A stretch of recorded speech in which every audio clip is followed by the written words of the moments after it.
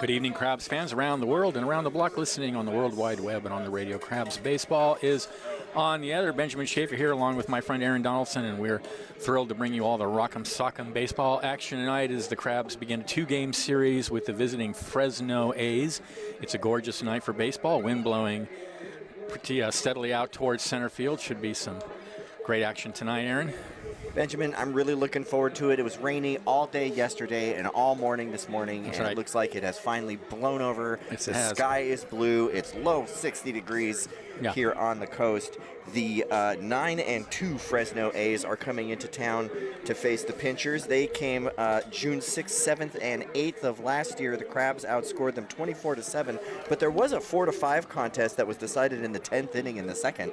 And you know, every roster rolls over every year, so you never really know what you're going to get. These Crabs are 7-0 right now, just absolutely pounding the South Bay Storm and the Novato Knicks. The Humboldt Eagles played them pretty close. Should be a pretty exciting game tonight. I'm looking forward to it. Yeah, this actually should be more competitive than some of the teams we've seen. I hope so. It's first of two games. Should we get to these starting lineups? Yes. They're brought to you by North Coast Audiology, North Coast Co-op, U.S. Bank and Arcata, and Compass Community Credit Union. The Fresno A's will be represented by Brady White, number 44 from left field, batting first. Ned Cheklich, the third baseman, number 17, is going to bat second. Grant Kinsel is going to play first base. He's number 20, batting third. The cleanup hitter will be Jordan Hartley, number 6, the designated hitter. Batting fifth for the Fresno A's is Robbie Papel, number 46, playing center field. Angel Mejia is the shortstop, batting eighth, number 28. Michael Gonzalez, the second baseman, number 16, batting seventh. Elijah Garay is batting eighth. The catcher, Ryan Harness, the right fielder, batting ninth. Cooper King is throwing the baseball to the Crabs.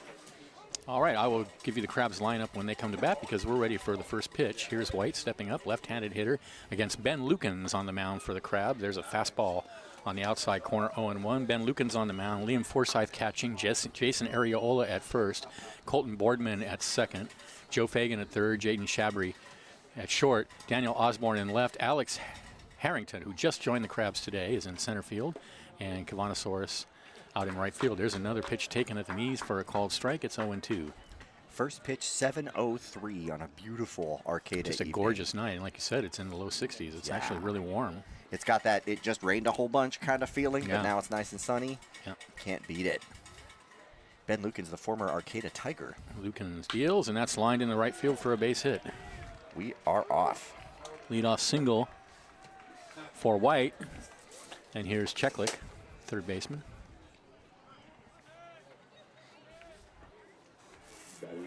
Ned Cheklich from Mid-American Christian University.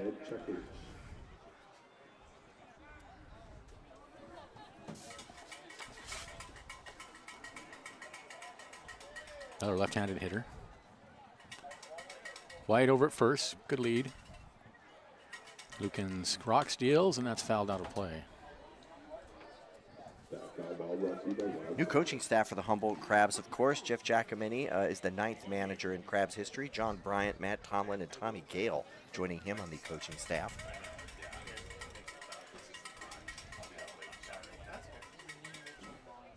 The 0-1. Another strike at the knees, 0-2. So Lukens has not thrown a ball yet. Being aggressive. Let your defense play ball.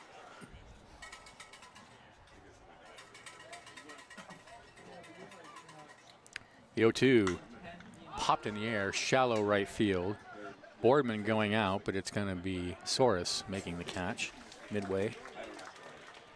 One away. White holds it first. And here's Kinsel. Pitch into contact, got a nice friendly fly out to right field there. No problem at all for Soros. A's wearing one of my favorite color combos in the world, the green and gold. Cal Poly Humboldt folks know it looks pretty good. Yeah, because so they got Oregon those cool hats fans with Krusty on them that have the green and gold, the gold Krusty on the green hat. Pretty cool. Swung on and missed 0-1 that you and I don't have, even though. Right. What's going on?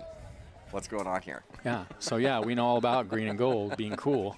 It's very cool. Crab's got the camo top, the white pants, the dark blue hat with the white C emblazoned on the front.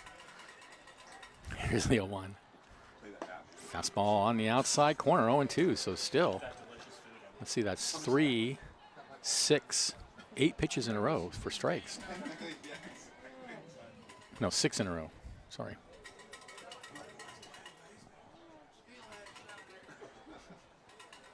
And the next pitch, out of play.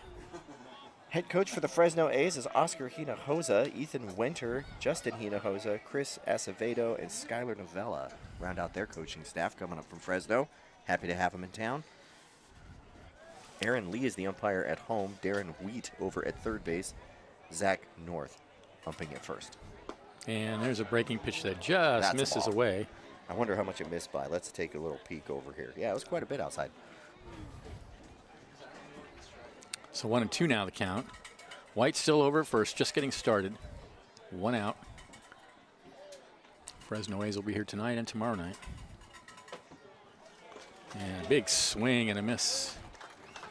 And that's it for Kinzel. First strikeout for Lukens. 1-2 away. Here's Hartley, the DH.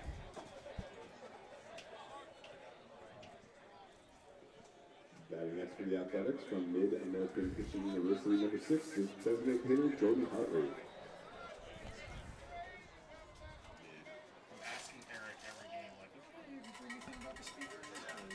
Here's the pitch. Oh, a called strike on the outside corner. Really? Seems like it might have been a charitable strike call there. I guess it's over here. Yeah. Extremely so. Quite charitable. Yikes. 79 inside. I mean, that was like outside, about a foot outside. Yeah. The 0-1 swung on and missed. Kicks away, but no advance by White. Had him pretty badly fooled 0-2 there with that pitch. Well, now he's pretty much got to swing at anything. If that was a strike. that's just a rough one to absorb. If that first pitch was a strike, then you're pretty much, you might as well just swing at whatever comes up there. The zone is a globe. The 0-2. Strike. Way high. Called strike 3. Yeah. 6 feet high off the plate. Ball 1. We kid. 1-2 the count.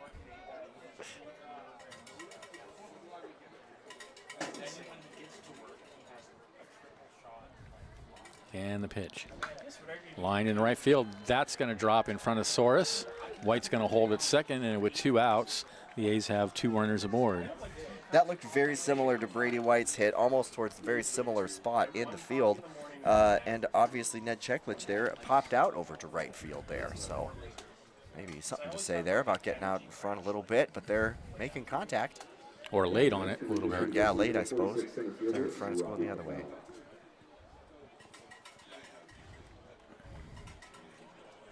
So here's Papel,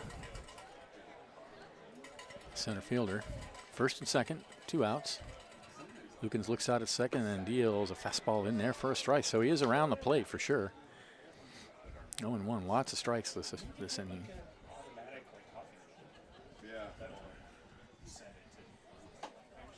The 0-1. That one sails outside. Did you catch any of the kinetic sculpture race this year, Benjamin? I did not. I was in Santa Cruz. It was pretty exciting. It's always exciting. We live here in Arcata, so we made it down. The Rebel Appliance was the winner, Star Wars theme. The 1-1. That's a good name, Rebel Appliance. The best name, and you need to Google this because the float does not disappoint. The best name was Baby Got Back to the Future. Oh, nice. And it was a DeLorean with some booty. 1-2 the count.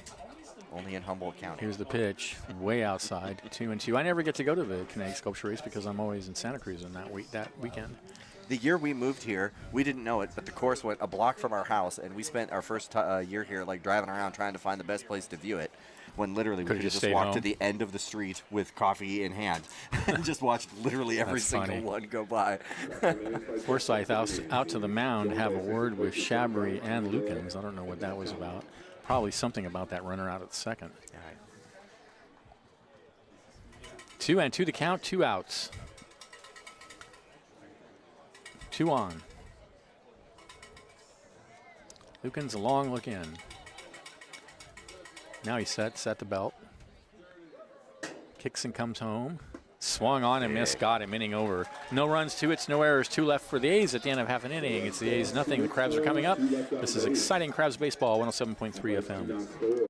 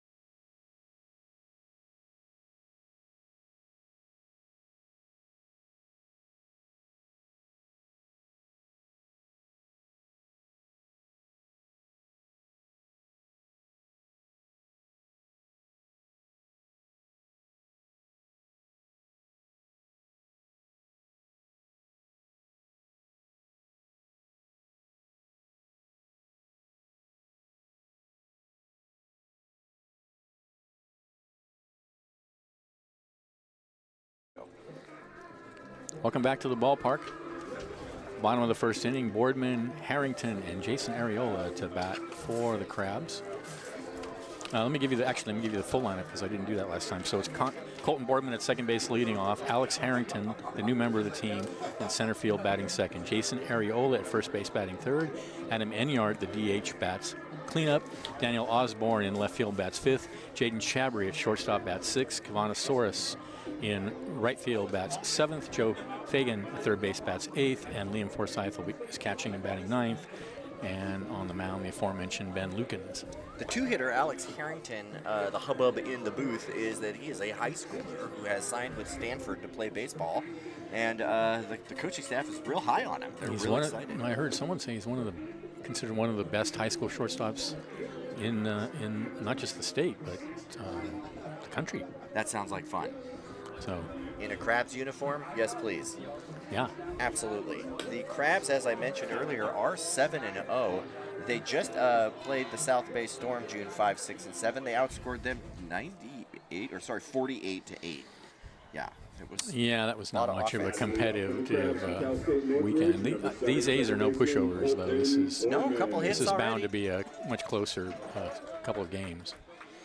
And then we have the Stonecutters coming in. We don't know anything about the Stonecutters. They're a new team coming in this weekend. Yeah, and a week from today we play the Potters. Here's the pitch. Fastball high and inside. 1-0. Lukens has pitched 5 innings for the Crabs this year. He's been hit on 5 times. 5 strikeouts, 3 walks. 1-0 slow grounder out to second base. Gonzalez throws him out. 1 away. Defensively for the A's, it's Cooper King on the mound. Elijah Garay is catching. Greg Kinnezel is at first base. Michael Gonzalez, who just made that play at second base, is at second base. Angel Meja is the shortstop. Ned Cheklik Ned Cheklik at third base. Brady White in right. Robbie Papel in center. And Ryan Harness in right field. So 1 away. Here is Alex Harrington, his first at bat as member of the Crabs, and he takes a fastball inside. Lineups brought to us by North Coast Audiology, North Coast Co-op, U.S. Bank and Arcata, and Compass Community Credit Union. The 1-0 is a strike belt high on the outside corner, 1-1.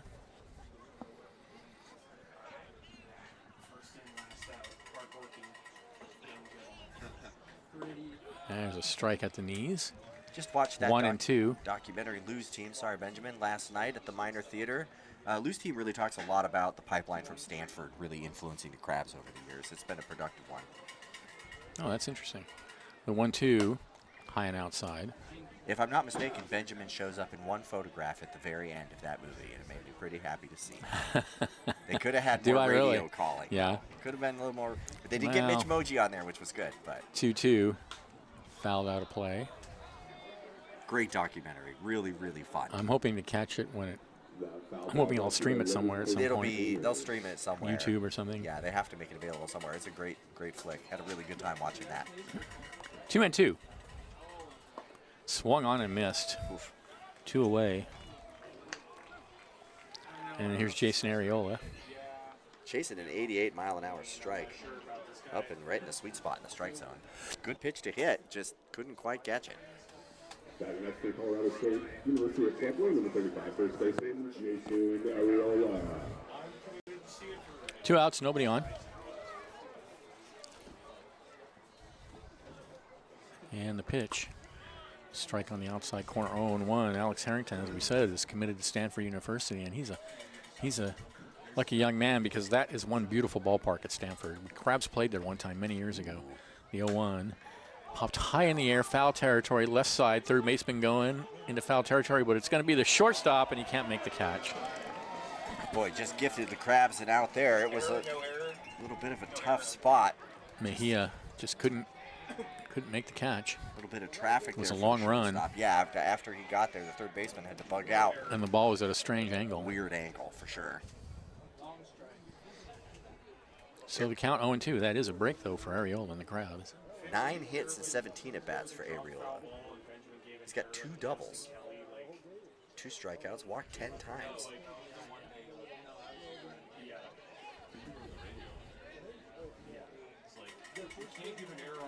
The 0-2. Swung on and missed, inning over. Oof.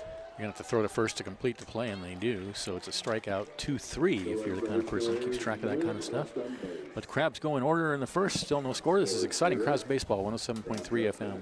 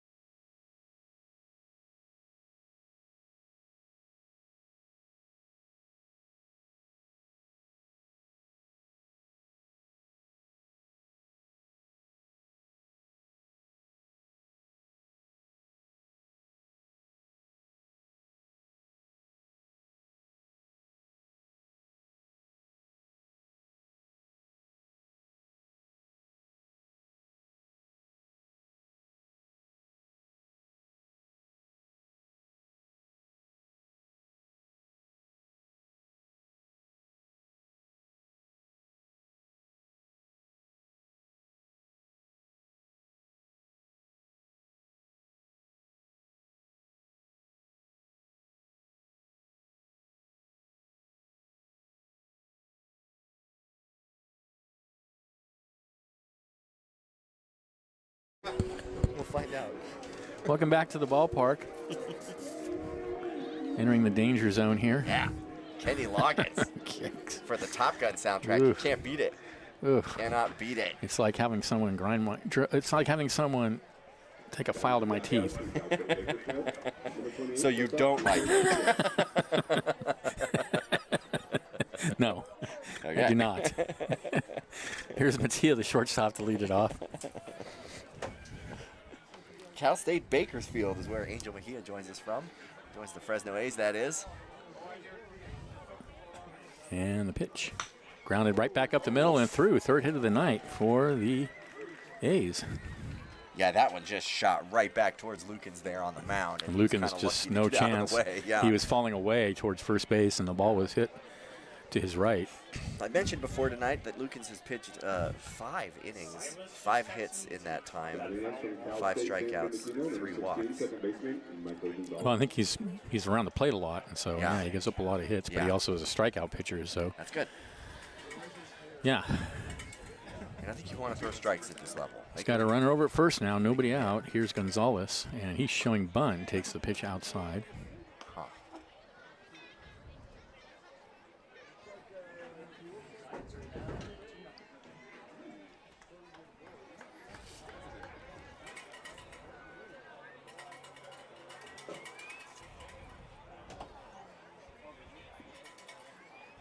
The 1-0, he bounces it up there. 2-0. Bottom of the second for Nationals Giants, and the Giants are already down 2. Dodgers won 12-3 against the Pirates. That's the back-to-back world champion Los Angeles Dodgers. 2-0 the count. I don't know. I watched Milwaukee play the A's last night. It was a wild ball game, by the way. Yeah, you were really talking nuts. about that. Really nuts. Craziness. Well, it ended up 15-14, and they're playing in Vegas. Which, you know, the other night I was like, I don't believe anybody's going to watch baseball in Vegas, but it sounds like they're super excited for the team to come there. Sure, I get it. Listen, pro baseball, yes, it should happen. But anyway, so they were playing in that park, the AAA park there, foul balled into the bullpen for the A's. And the balls just fly out of that park. So there were a ton of home runs. And the A's had a huge lead at one point. And by the 8th inning, it was tied at 10. and then I think it was in the top of the 9th, the Brewers scored, maybe the top of the 10th. Or anyway, the Brewers were up 14-10. And it looked like it was over. And the A's came up and hit 2 home runs in the next half inning and tied the game. Yeah. Amazing. Here's the next pitch is a tapper down towards third. That's going to be trouble. Throw to first. Nicely done by Joe Fagan. Boy, they needed that out. Swinging bunt. Mattia goes to second on the play, but that was a fine bare hand play by Fagan. And finally, Milwaukee won that game last night, 15-14. That's pretty exciting. It was. I stayed up till late to watch it. It took a long time to score. It's so hard to go to bed when they're doing that. It is impossible to go to bed. It takes a long time to score 29 runs. Yeah. And you get resentful. It's like, just somebody win, please, but you can't. I couldn't let it go. I had to watch it. Absolutely not. Next pitch misses high. I couldn't go to bed and not know who won. Padres are trailing the Reds 1-0 in the top of the third, it looks like, and the Angels are up 2-0 on the Astros. Here's your California MLB baseball update. 1-0. Grounded back to the mound. They've got the player hung up at second. He's going back to second. The throw, not in time. Boy. That's too bad. That was close. You really got to hand it to Ben Lukens that time. He got an easier look at the ball, was able to make the catch cleanly, and then was throw to third was good, but yeah, like you saw, he had him hung up, and he was immediately heading to get to the rundown. They just couldn't quite pick him off at second. Yeah, Fagan's throw to second was not that good, and it allowed Mattia to get under the tag. So first and second, that's a fielder's choice, by the way, not a hit. Second inning in the row with Fresno A's threatening the Crabs here. And here's the 9-hitter Harness. He takes a fastball high and outside. He was showing bunt. A lot of traffic for Lukens early. That's what happens when you throw strikes.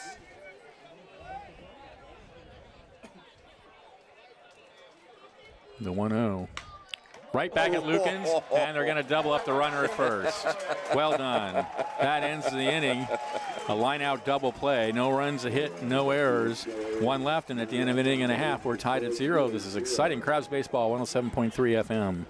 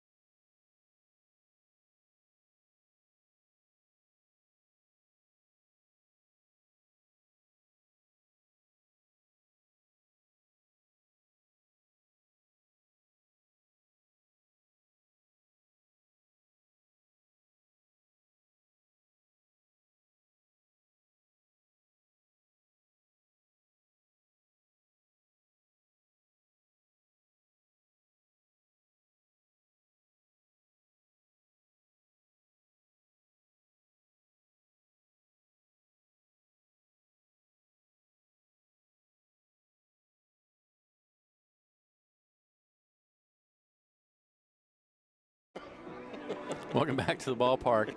Enyart, Osborne, and Shabry to bat for the Crabs with the score tied at 0. No runs, 3 hits, no errors for the A's. No runs, no hits, no errors for the Crabs. Ben Lukens in trouble both in the first and in the second, and in both cases managed to get out of it. In the second case, by grabbing a hard line drive right back at him and doubling up the runner at first. He was in the line of fire there in that inning. He got a couple right back at him, didn't he? Right back, yeah, they were timed. They had him squared up. Well, Enyart was definitely one of the standouts for the Crabs last year. He hit .363 and did with 14 doubles and 7 home runs. He's already got a couple home runs on the year. He's got 3 this year already. Yeah, 3 for the Crabs already. Yeah, 2 in 1 night over the weekend. Pretty exciting. So here we go, Enyart against Cooper King for the A's. Now back for the Crabs from Sacramento State University, number 16, right fielder Adam Enyart.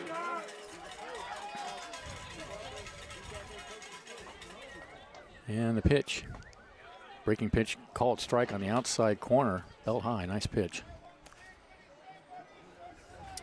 Enyart has 10 hits and 28 at-bats for the Crabbies this year, 11 RBIs. The 0-1. Missed low with a fastball.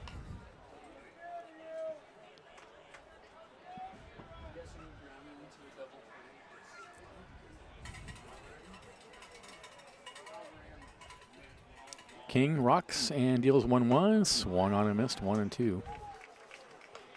Fooled Enyart on that pitch.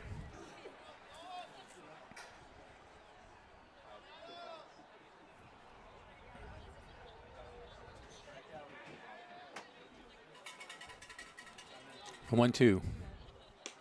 This is high. Crabs went down 1-2-3 in the first. Would love to see him get a little bit of activity going here. If nothing else, just to give Lukens a little bit of a breather over there. 2-2. Way outside. That was Cooper King's 11th pitch. And Lukens has more than that. Full count to Enyart. Let's go, 16. And the pitch. And he reaches out and loops it into right field. That's going to drop.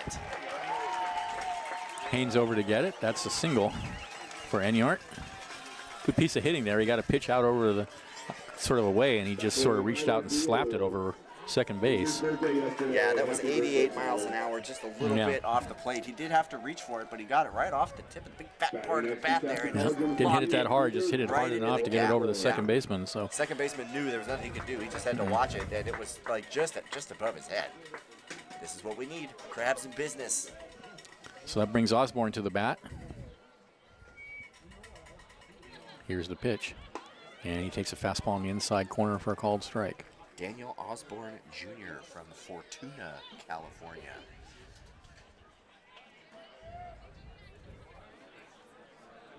The 0-1, fouled away. That ball brought to you by Wild Planet. So Osborne in an 0-2 hole. 8 hits and 21 at-bats for Osborne this year so far.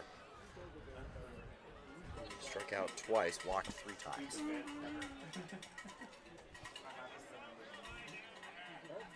The 0-2. Down low. 1 and 2.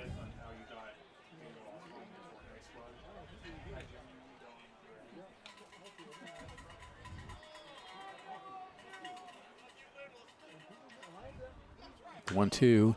Popped in the air, foul territory, third base side. And a nice catch by the third baseman. Cheklik for out number 1. Crabs fans, don't miss these midweek baseball games. The Crabs Grass Band is going to be here at the Arcata Ballpark tomorrow at 7 p.m. for the second game with the Fresno A's. Really great time to catch Crabs baseball right now.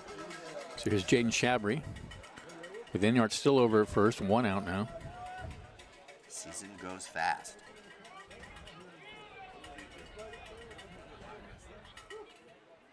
And the pitch waved at a slider away, 0-1. Rockland Stonecutters come into town this weekend, and then next week, Tuesday, Wednesday, Thursday, Crabbies will be on the road visiting the Lincoln Potters for the first series of Pacific Empire League play. Liam will have that on YouTube. Then after Lincoln, the Crabs go to Medford. And the radio. And then they go to Medford after that? I think so. No, they play that's later in the season. Yeah. Okay. Yeah. And that's when they go to Lincoln. They go to Lincoln and then Medford. The July-August stretch that's when it gets real busy for the Pacific Empire League play and for the Crabs. You got the Potters, you got the Prune Packers, you got the Rogues coming in. Just a whole bunch of fun baseball to watch. The 0-2. Oh, I see. So they're going to Lincoln next week, and then in July they go to Healdsburg and then Medford. That's a tough road trip there. Yeah, I usually go to that Medford series. I don't know. I won't go to both, but I might think about meeting them in Medford. But that's only a 2-game series, so it's kind of a long way to go for 2 games. The 0-2. But it's the Crabs. This is low and outside. No, I enjoy going on the road trips. I do. Like, what else do you have to do? I do enjoy going on the road trips.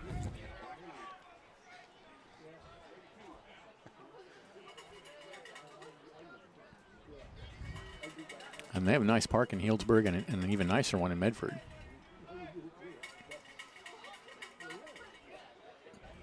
The 1-2, grounded foul. Crabs took second place last year to the Healdsburg Prune Packers in the Pacific Empire League Championship. They did win a game here in Arcata, which was pretty exciting. Prune Packers are just good. They won a thrilling game here, remember? That was a great game. Yeah, that was a really good game. That's one that's worth going back to the YouTube archives and finding because it's worth watching. That's a lot of fun. The 1-2, fouled away. Fouled away. You will find me doing that in the middle of December, just watching Crabs baseball on YouTube from the last year, because it's a long off season, man. It sure is. A ball and 2 strikes, 2-2 to count. Enyart still over first, 1 out. And that's line down the right field line. That's trouble.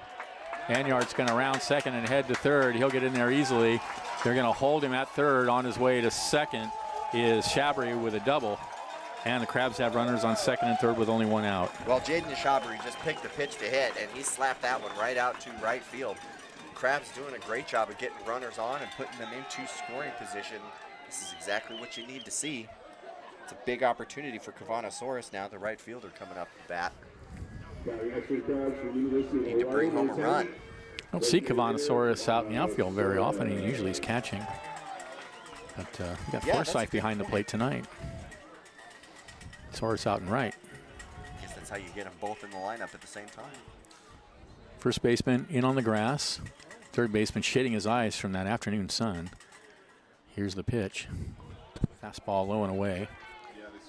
Yeah, the ballpark does this thing where the shadows just almost follow the baselines, and the shadows are just about flush with those baselines right now. And so right now the sun is right in the third baseman's eyes. Yep, it's very a difficult. Sun pointing right at him. So not a great time to be at the hot corner. No, but a great time to pull one. That's exactly right. The 1-0.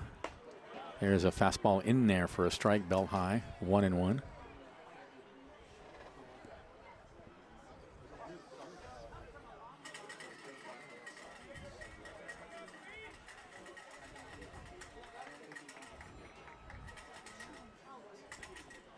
King sets, deals in low, 2-1. Lights coming on at the park now. Good take, getting out in front. Big at bat right now for Saurus. Comes to the Crabs for the University of Hawaii Hilo. That's a long way to travel to play summer ball. I mean, pretty much any trip from there is a long way to go. It's true. 2-1. Grounded over towards third. He knocks it down. It's a foul ball. Boy. That was pretty close to exactly what you wanted. Seems to be some the A's are pretending like it's not a foul ball and throwing to first. And the pitcher convinced that it was a fair ball and that they got the out at first. And here comes the manager. Seems to be some discussion. But fair or foul, Aaron Lee is going to sort it out. It's a foul ball. Oh, I'm disappointed. I thought he was going to come out angry. Darn it. I thought there was going to be dirt kicking and all that. But no, in fact, a completely reasonable manager for the A's. What kind of baseball is this? What? That's not entertaining. Yeah, we need to send a note down to the coach. What have we seen from Jeff Giacomini so far as a we haven't seen head coach? Not a whole lot of Jeff at all, but the A's guy, he's arguing a little bit, but you know, again, it's perfectly reasonable and respectful as far as I can tell. So really, now he's getting a little bit hot. Yeah, no, but see, that was totally like, okay, it's cool. Yeah. Well, you hate to see that. Calm deliberation on the baseball diamond? No. What a shame. What a shame. What is the game coming to? It's not like it used to be, Benjamin. This is not philosophy. Yeah, we've established your baseball philosophy, and it ain't Zen, I'll tell you that much. No, it's not. 2-2 the count. Line in the left field. That's going to play 2 runs. And Cavanosaurus, RBI single, and the Crabs are up 2-0.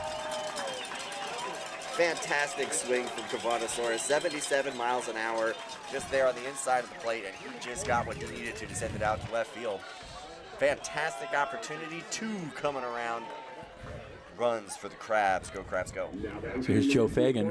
Third baseman Joe Fagan.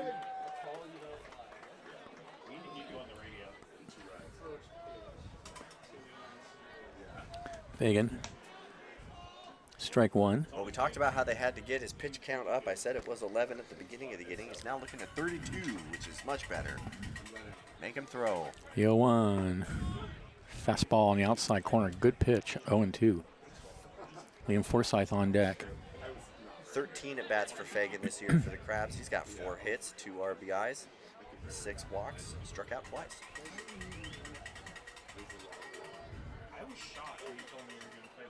The 0-2. Swung on and missed. That's it for Fagan. Third strikeout for King. 2 away. And here's Forsythe. Saurus still over at first. Forsythe hit 286 for the Crabs last year. 26 games, 84 at-bats, 24 hits, 1 home run, and 8 doubles. Struck out 28 times last year.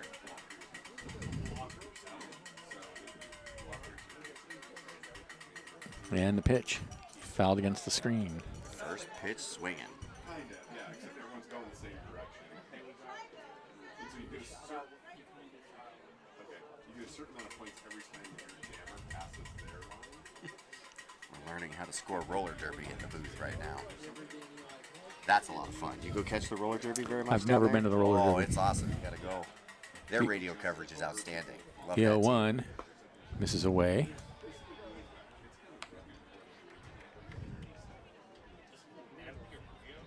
I can remember the roller derby being on TV when I was a kid in L.A. And it was pretty, I don't know, it was somewhere between wrestling and women on roller skates. I don't know. Yeah. That sport is hard. 1-1 the count. My sister-in-law did derby in Vancouver, BC.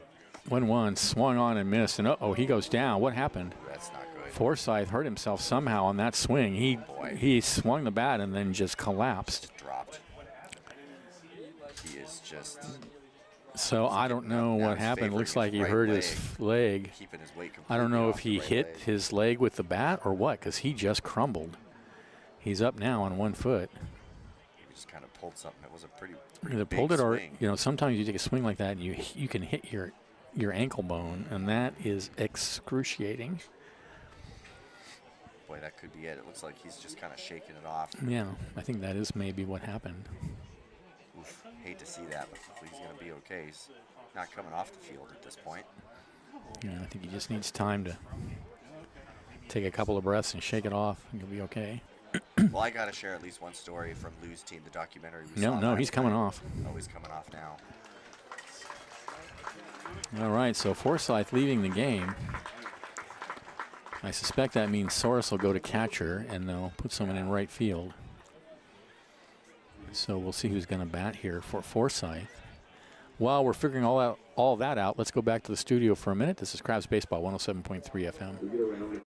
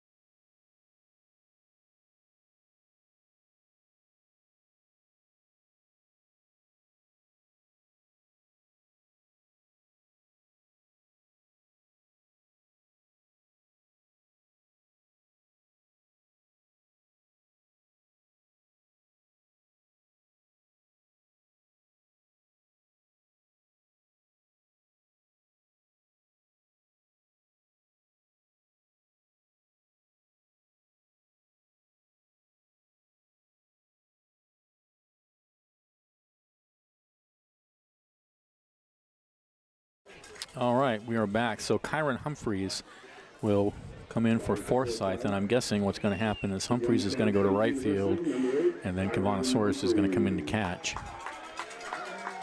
So Crabs have plated 2 runs here in the inning. They have a runner at first with 2 outs. And here's Humphreys.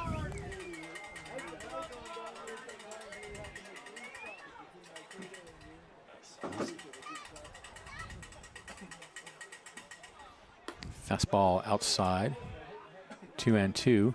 He inherits the count on Forsythe. Humphreys has 22 at-bats for the Crabs so far this year. He's hit 5 times, 3 RBIs. 3 walks, 9 strikeouts.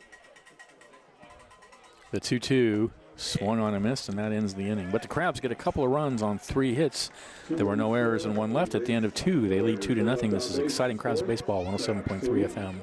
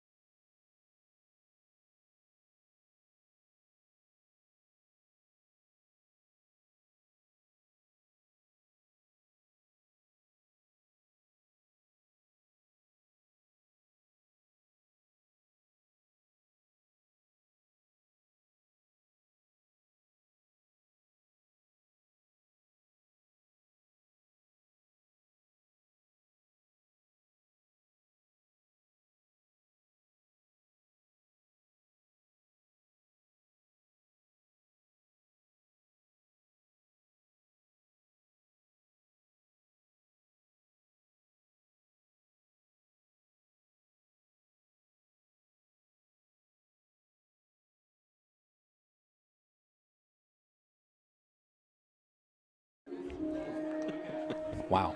Welcome back to the ballpark, top of the third inning. Oh boy, Benjamin's causing trouble here in the booth. It'll be White, Cheklik, and Kinzel to bat, with the Crabs leading 2-0. Tim Warner's on the PA. Liam, Finn, and Jack Spider Sparks here in the Blue Lake Casino radio booth. Just a beautiful night for baseball, we've been saying. The shade has made its way across the third baseline. It's starting to creep across the field now. The clouds are just kind of floating over the hills there just past Lenny Bray. And the best part for us is we get to hang out in the clubhouse, in our little clubhouse. Say snarky things about what we see happening down below. So it turns out that what's going to happen is Areola is going to go in to catch, not Cavanosaurus. And Humphreys comes in at first. One of my favorite stories from Lou's Team, the documentary last night, I don't want to share too much of it because people really do need to see it on their own. But apparently the groundskeeper here used to soak the baseballs they used in the evening in milk so that they would turn white, so they could convince them that they were good for the next day. Oh, that's funny. But the problem was it would harden the ball, and they would just fly like crazy when they did that. And so the daytime pitcher would get really mad, and the nighttime pitcher would be like, hey, man, that's just how it goes. That's funny. Yeah, that's funny. That's a baseball story right there. I love it. All right, here's White. He's 1 for 1. Connor Fitzgerald wrote and directed Lou's Team, the story of the Humboldt Crabs. It's worth checking out. Good times. Yeah, I'm going to try to stream it. I'm sure it'll be available at some point. Yeah. I sure hope it will be. Yeah, they got to get it out here somehow. If nothing else, I'm going to put it on KZZH. The 0-1's grounded out to short. Shabry scoops, throws to first in time. Kind of a slow bouncer. It took a minute for Shabry to have the opportunity to catch it and throw, but he scooped it pretty good and fired. Just beat the runner. So here's Cheklik, flied to right his first at bat.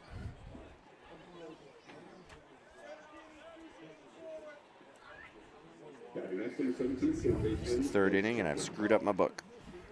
Doing great. That's why I use a pencil. Yeah, that is why they have erasers on there.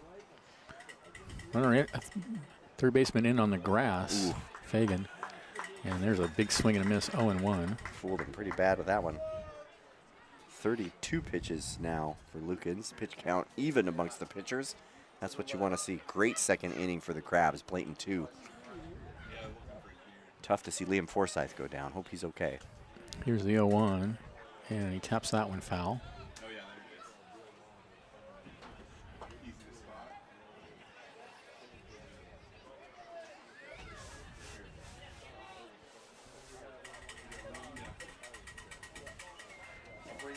The first year I watched the Crabs, when I first moved here in 94 or 95, I started coming to the ballpark as soon as I heard about it. Sure.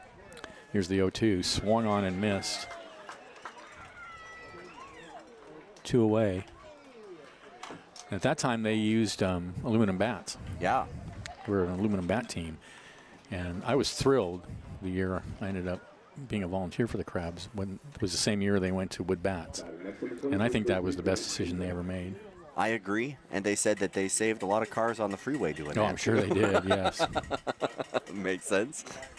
So here's Kinzel. He's 0 for 1. 2 outs, nobody on. Crabs leading 2-0 in the top of the third. There's a breaking pitch in there for a strike. Documentary talks about the history of the team, the history of the Arcata ballpark. It's got the history of the Crabgrass band. Callum's teacher Sarah, was on there a whole bunch, which was super exciting. Everyone in the theater was like pointing at some point, being like, there they are. Yeah, of course. It's like right. Just this little community thing. It was so fun. Swung on and missed, 0-2. Lots of bored children. My son was one of them. Tough movie for 9-year-old, yeah, but I'm sure, yeah. Listen, it builds character. The 0-2. Grounded up the middle and knocked down by Boardman. Throw to first. What a play by Connor Boardman going up the middle to end the inning. Hayes go in order. Crabs lead 2-0. This is exciting Crabs baseball, 107.3 FM.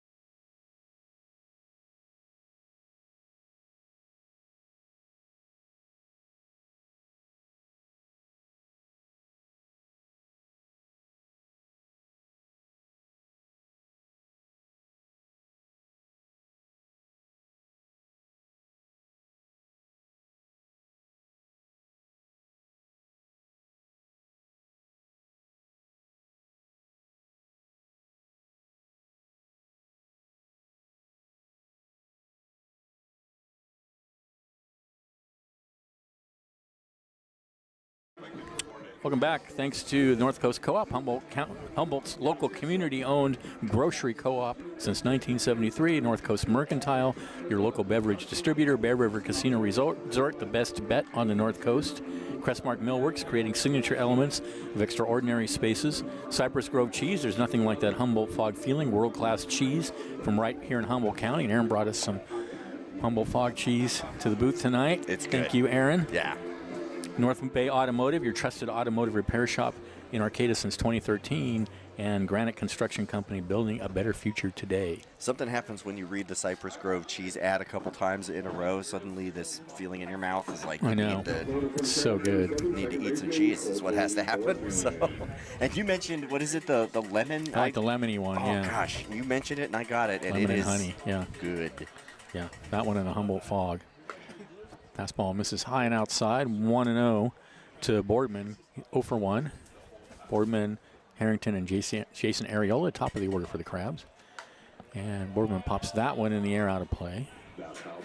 No Humboldt Fog tonight, 58 degrees now, and blue skies, just beautiful. 1-1, yeah, nice day, nice warm day. Flag still pushing out towards center field, bit of a breeze. 1-1 is low, 2-1.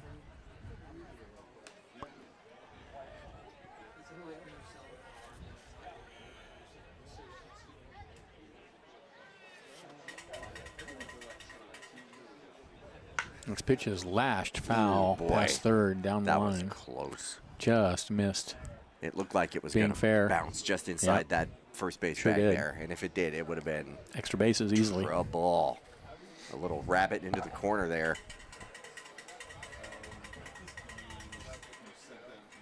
2-2. Here's the pitch. High and outside.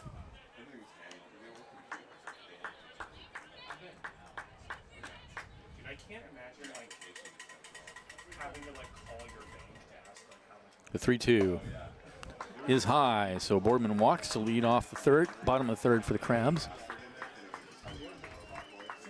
Crabs had a busy second inning, played in 2 runs. Good to see him follow it up with a little bit more activity here at the top of the bottom of the third. So here's Alex Harrington.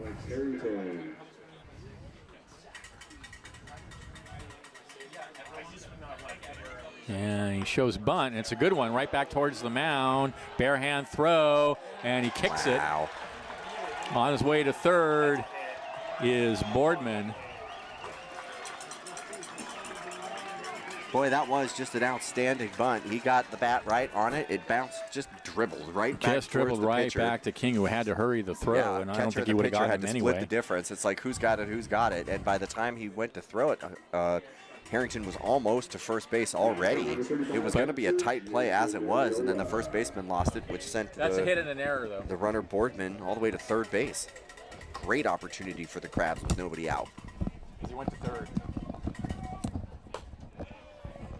That's a hit and an error on King. Had trouble getting. Batter deserves the hit, but the throw allowed the runner on first to go to third, so I have to give him an error on that. At any rate, here's Areola with runners on the corners and nobody out, and the pitch cued foul.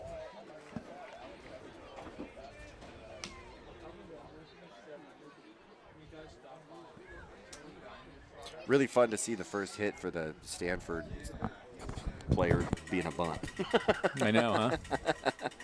That's fun. He doesn't look like a bunter either. No, he does not. My guess is he can make some noise with the bat when he hits it, but that was just a great play. 1-1, popped in the infield, left side, shortstop's under it, and Mejia has it for the first out.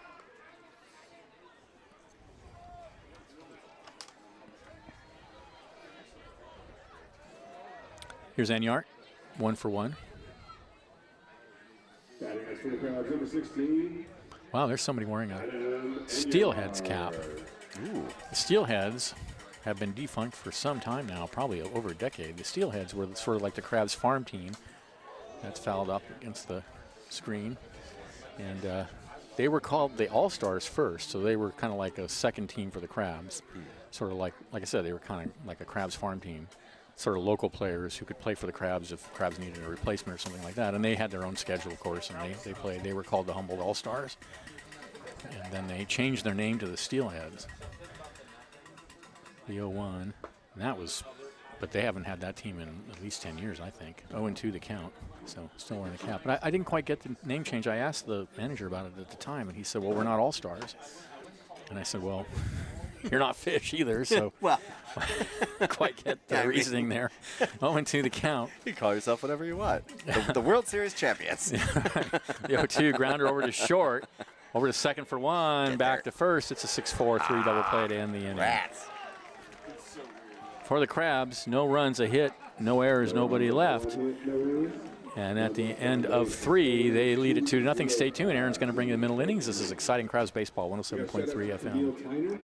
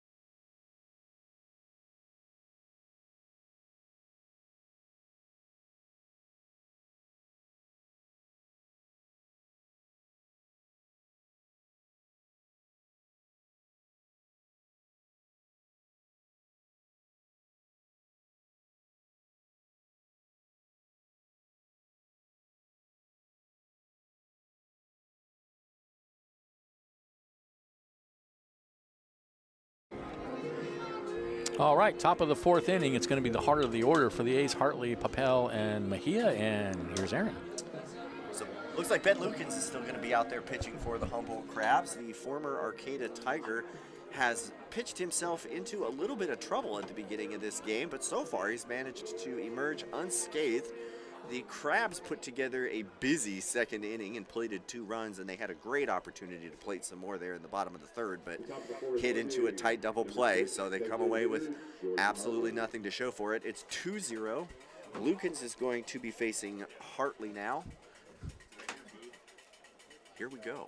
Let's see what happens in the 4th. So that pitch is inside for a ball. The Fresno A's have been putting up a bit of a fight. It's been a lot of offense for the Crabs this year. The Humboldt Eagles came in and played them tough, but pretty much everyone else has been blown out. Here's the 0-1, big swing. That's a strike, 1-1 now on Hartley.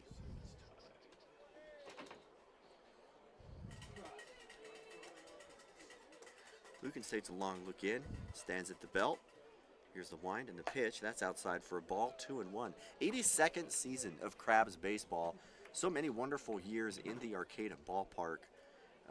Learned that this stadium was built before the freeway. They had to move the left field wall to accommodate 101 coming in. That's kind of fun. So here's the 2-1. That's taken for a strike. 2-2 now for the Fresno A's designated hitter. Hartley hit a single in the 1st. Part of that traffic that Lukens faced at the beginning of the game. Here's the 2-2. That's swung on and tipped, just dribbled over to 3rd base. It's going to be a long throw to 1st. Oh, and he misses it. It was a bouncer, and they got Humphreys over there now after the injury to Liam Forsyth. And my guess is that's going to be an error. But he reaches. So you can score that one in E5 if you want, and go ahead and put Jordan Hartley on 1st base. That's going to bring up Robbie Papel, the center fielder. He struck out in the 1st. He's taken an extended amount of instruction there from his coach standing over at 1st base. Takes a long delay, standing waiting. Swings the bat a few times, steps into the box, touches home plate, spins the bat, and now waits. Lukens checks off 1st. Nobody out, 1 on for the Fresno A's. Here's the pitch. That's outside for a ball. That's the 43rd pitch for Lukens so far this game. Thanks, Liam. Sorry about that. Would love to see a double play opportunity for the Crabs right here. Return the favor from the end of the last inning. Lukens checks off first. Long look. Here's the pitch. Shows bunt. Just dribbles it, but it goes foul. Was that fair? It looked like it was foul. I think it was foul. Just barely. Yeah, it just barely crossed that line. It was close. It was a dangerous bunt, but the catcher was able to hop up pretty quick and get a arm on that out to second base. Pretty good throw there. Did they change the catcher or not for the Crabs? Did we sort that out? They did. Have to double check who's doing what for the Crabs after Liam Forsythe left in the second with a injury to his foot, it looks like. Sure do hope he's okay. He's a big part of the Crabs rotation. Played last year. Big part of the team last year that took second place in the Pacific Empire League. So here's Lukens facing Papel. Fires this one. That's upstairs for a ball. 1-1. Sorry, it's a 2-1 count. So 2-1 now. The A's center fielder waits at home plate. Lukens winds and delivers. That's just dropped right over the plate for a strike. Papel is frustrated. That was just a nasty rainbow of a pitch that just found the strike zone. Lukens throwing lots of strikes tonight. Love to see that. Put his faith in the defense, and the defense is getting the job done. So here's Lukens checking off first base. Long look into Papel. Here's the pitch. That's swung on and fouled over towards F Street. Long at bat for Papel, making Lukens work out there.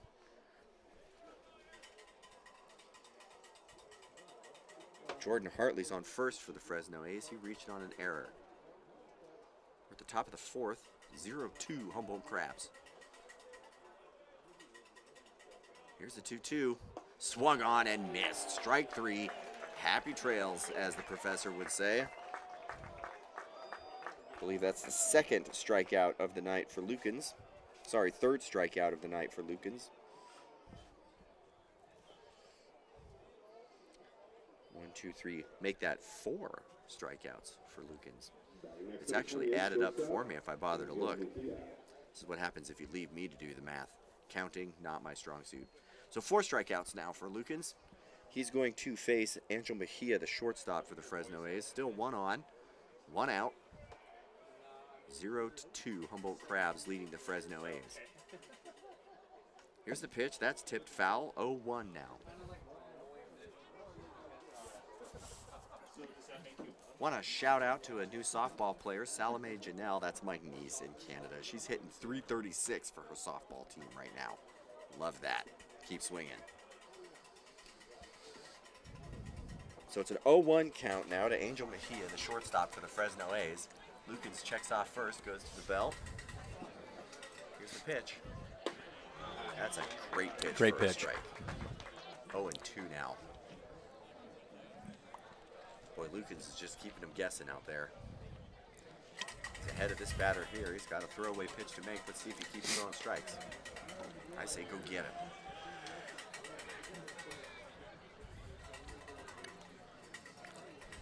Here's the pitch. That's low and outside, it looks like, for a ball. 1-2 now.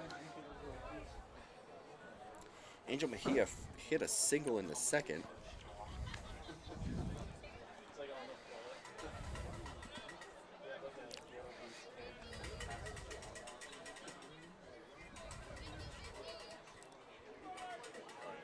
Here's the 1-2. That swung on and towered out towards center field. Should be no trouble for the Crabbies. Looks like the second baseman is the one who drifted back. Colton Boardman made that catch. 2 away. Boy, it looked to me like that was heading towards center field, but it just rainbowed. He got way under it. Yeah. Off the hands. Long shadows over the Arcata ballpark outfield now as the sun continues to drop on the coast over there. Light traffic going up and down 101. Just a cozy little Arcata crowd tonight. These midweek games can be kind of sparsely attended, but it's still just an absolutely outstanding atmosphere. And you don't have to wait in line to go to the bathroom. That's right. And in a way, it's kind of cool. It's great when the band is here and there's a lot of energy, but it's also just cool these sort of more meditative nights when there's not that many folks here and it's just a More of a quiet ball game. I like baseball both ways. I like it both a big, ways raucous, too. Rowdy game, and then I like just a quiet evening like this, just watching. I like it too. I like both ways as well. Two teams go at it. Michael Gonzalez, the second baseman now, is 0-1. Here's a swing at a second pitch, and that's fouled back.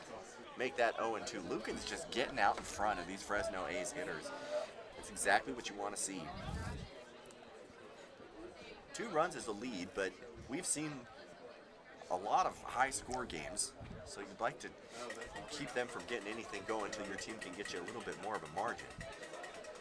So runner on first, 0-2 count now. Gonzalez waiting at the plate. Here's the pitch. Ooh, that's inside for a ball.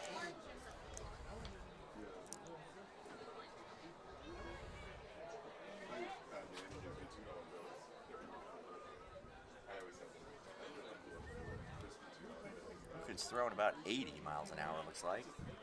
1-2 now. Long look in. Here's the pitch. Lucas loses his hat, but gets the strike. Nasty. Strike him out, sends him packing. That is how the inning is going to end. The Fresno A's get one on an error, but it is no runs, 3 hits, and 1 error for the out-of-town Fresno A's. 2 runs, 4 hits, and an error for the Humboldt Crabs. We'll be back. This is 107.3.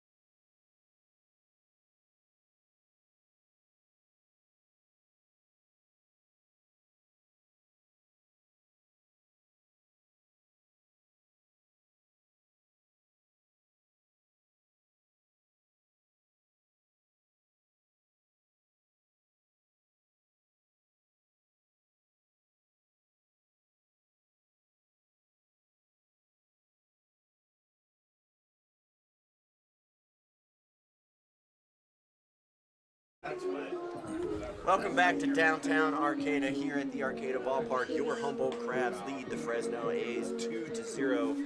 Aaron Donaldson, Benjamin Schaefer calling the game for you here at the Blue Lake Casino broadcast booth.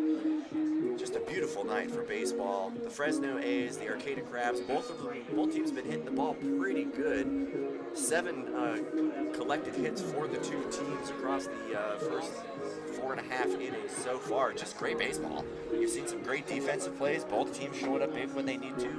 The Fresno A's threw the Crabs away at the end of last inning with just an exciting double play. Crabs looked like they were going to broaden the lead a little bit, but we're going to see Daniel Osborne Jr. now, the left fielder, leading off for the Crabs here in the 4th. He hit a double in the second, which was part of that scoring run that the Crabs were in on there. No, that was Shabry.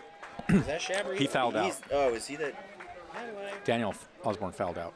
Oh, yep, see? Yep, there it is. Yep, you're right. Boy, the book's right, but I can't read it. That's good news. So here's the first pitch.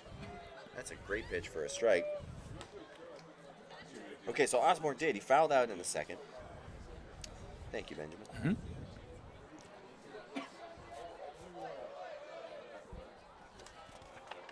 Could be wrong. I think that's still Cooper King out there. Yep, still number 0. That's way outside. 1-1 now.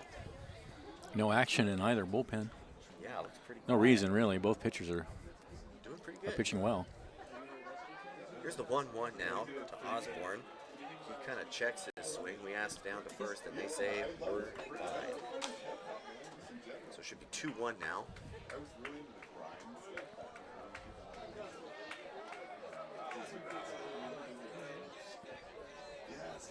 Crabs 7-0 so far this year. They've beat the Knicks, the Eagles. That is shot just over the pitcher.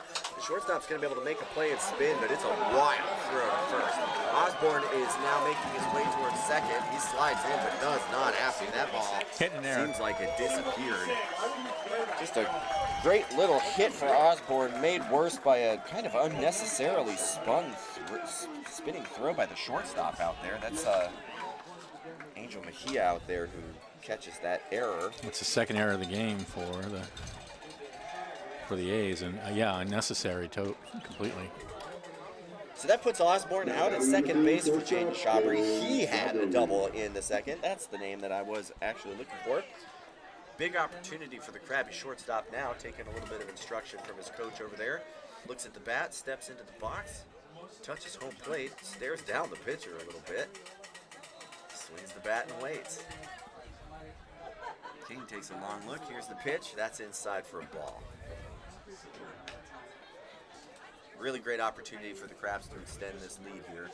Nobody out, runner at second. Haven't seen a lot of steals yet. This could be a good time to try to sneak one of those off. Crabs playing pretty aggressive in that capacity. Here's the 1-0. That is hit out towards right field. It's going to go foul, and it looks like out of play. That's just over into the picnic area there, just shy of F Street. Well, a general rule of thumb is you don't want to make the first out or the last out at third. Oh, okay. But that's a good rule. Yeah, but you know, that's a rule of thumb only. Who needs thumbs? That's right. So 1-1 now. But there is nobody out, so if you can get the third, that's... Shabry shows bunt, dribbles that one down to third baseline. Just a great bunt. Beautiful. He's going to make that beautiful over to bunt. first. That pulled the third baseman off the line. The pitcher had to run. There was nobody covering third. Outstanding small ball by this Krabby shortstop. What a bunt. So Shabry hitting a double in the second, bunting in the fourth. He moves Osborne over to third. Krabby's on the corners, nobody out. Cooper King in trouble for the Fresno A's. That's going to bring up Kavanasaurus, the right fielder. Just a big opportunity here. Collects himself a little bit, steps into the box, spins the bat. Soares has 2 RBIs already tonight. Dark red bat. He's got an opportunity to play at least one more here. He takes that one high and outside for a ball. He's like the most popular British rapper in the U.S.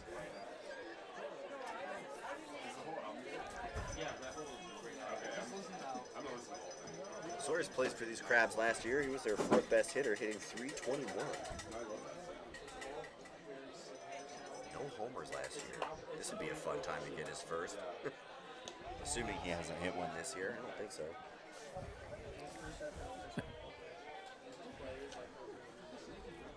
So it's 2-0 now. Runners at first and third. Soares steps into the box, taps the plate, spins the bat, and waits.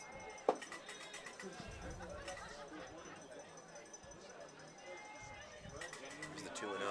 That's swung on, dribbled towards third base. That's going to send the runner. They throw it home. They've got him hung up. So either way, it's going to be a fielder's choice, and that is going to make the out there on the tag.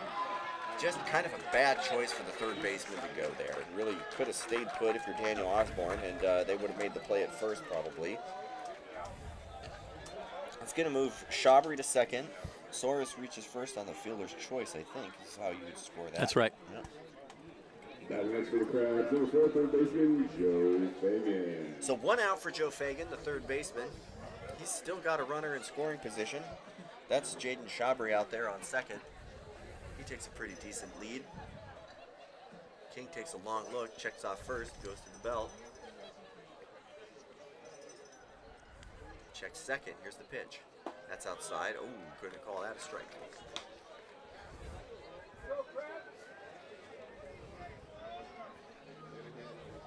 King's at 62 pitches now on the evening. Both pitchers seeing a lot of traffic on the bases. So far, only 2 runs to show for it. 0-1 now. Here's the pitch. That's way outside for a ball. 1-1 for Fagan.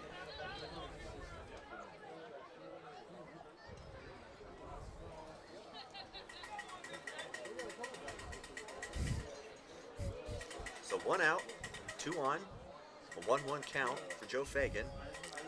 He waits at home. Here's the pitch. That's swung on and just kind of blooped out towards the second baseman. He makes a diving stab at it, but he cannot bring it home. He's going to get the runner at second, though. Just a tough play for the second That was baseman. a very tough play. The fact that he knocked it down was great, but it also just kind of dribbled out in front of his glove, which Gonzalez gave him a great opportunity to pop up and make that throw. Yeah, that was Gonzalez that made that play. Yeah, having to dive for that ball.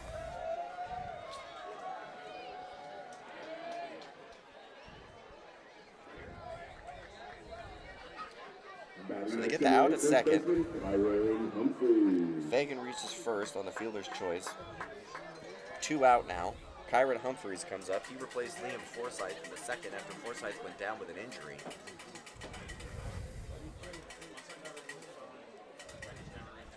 It's the first pitch to Humphreys. He takes for a ball. Humphreys has played in 5 games for the Crab, 22 at-bats, 5 hits in that time, 3 RBIs, 4 walks, struck out 9 times. 2 out. Now we got a little conference on the mound trying to figure out what to do with runners at the corners.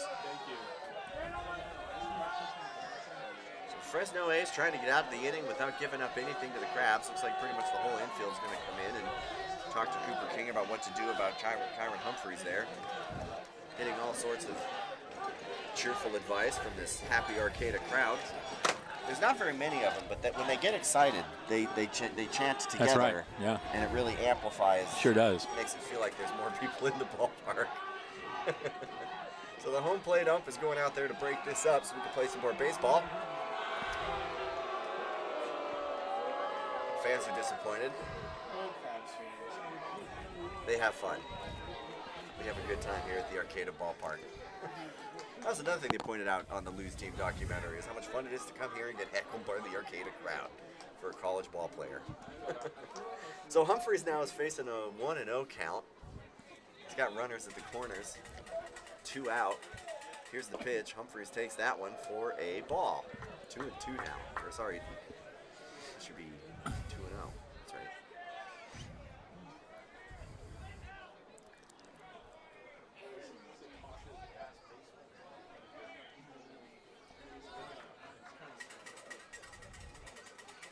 Here's the pitch from King. That's a big swing for a strike from Humphreys. 2-1.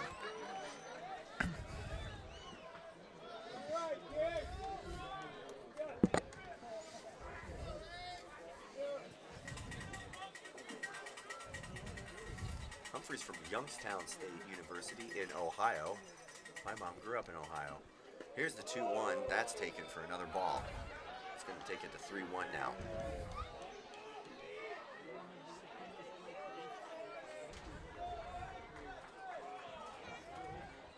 If you're the Crabs, you really want to plate one more. 2 runs is not the lead that you feel comfortable with. King takes a long look in. Here's the pitch. That's taken for a strike. 3-2. Yeah, Liam and I are both reaching to be like, was it a strike? It was. It was right on the black up at the top. Can't blame him for taking that one. Great pitch from King. So the count goes full. 2 outs. Runners at the corners. Something's going to happen. Here's the pitch. Takes, walks, bases loaded.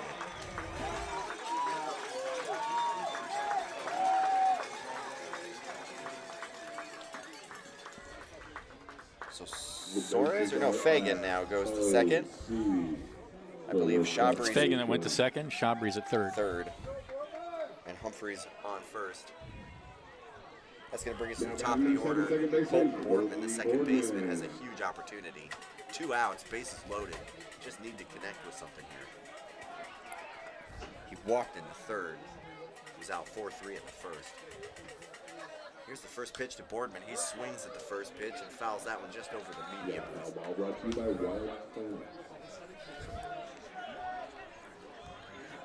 Some exciting baseball from the Crabs. We've seen all sorts of things. Walks and bunts and big double hits. And they're doing pretty much everything except for played a bunch of runs right now. That can change here with Boardman. So it's an 0-1 count. Here's the pitch. Takes that one low and inside for a ball.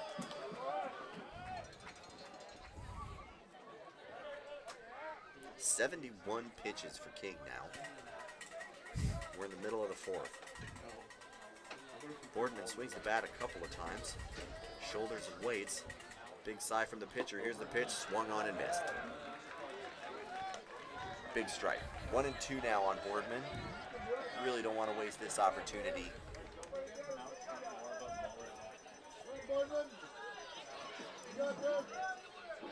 takes a long look in. Doesn't seem to get what he wants. Now he has what he wants. Goes to the belt. Takes a deep breath. Here's the pitch. Swung on and missed. Well, the pitcher's pretty fired up, and you can't blame him. He got himself into a tidy pickle, but he gets out of it with that strikeout. It is no runs, 3 hits, 2 errors for the visiting Fresno A's. 2 runs, 6 hits, 1 error for your Humboldt Crabs. Baseball brought to you all season long by Blue Lake Casino. We'll be right back. This is ESPN 107.3 FM.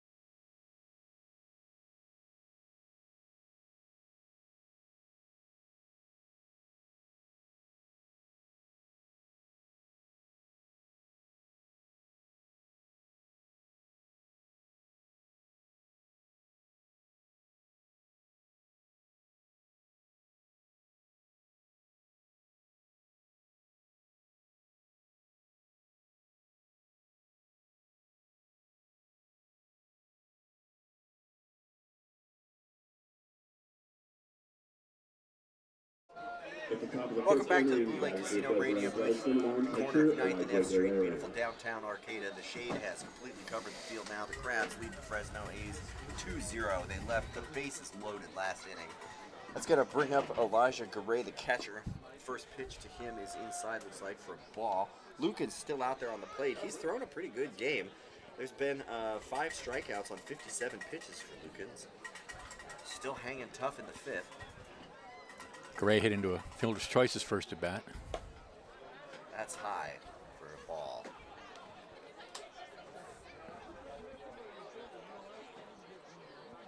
Giants down 3-0, bottom of the 8th in the Nationals. Reds and Padres are tied, 2 apiece in the 6th. That's shot right towards the third baseman, who's able to make the catch on that. Throws to first, 1 away.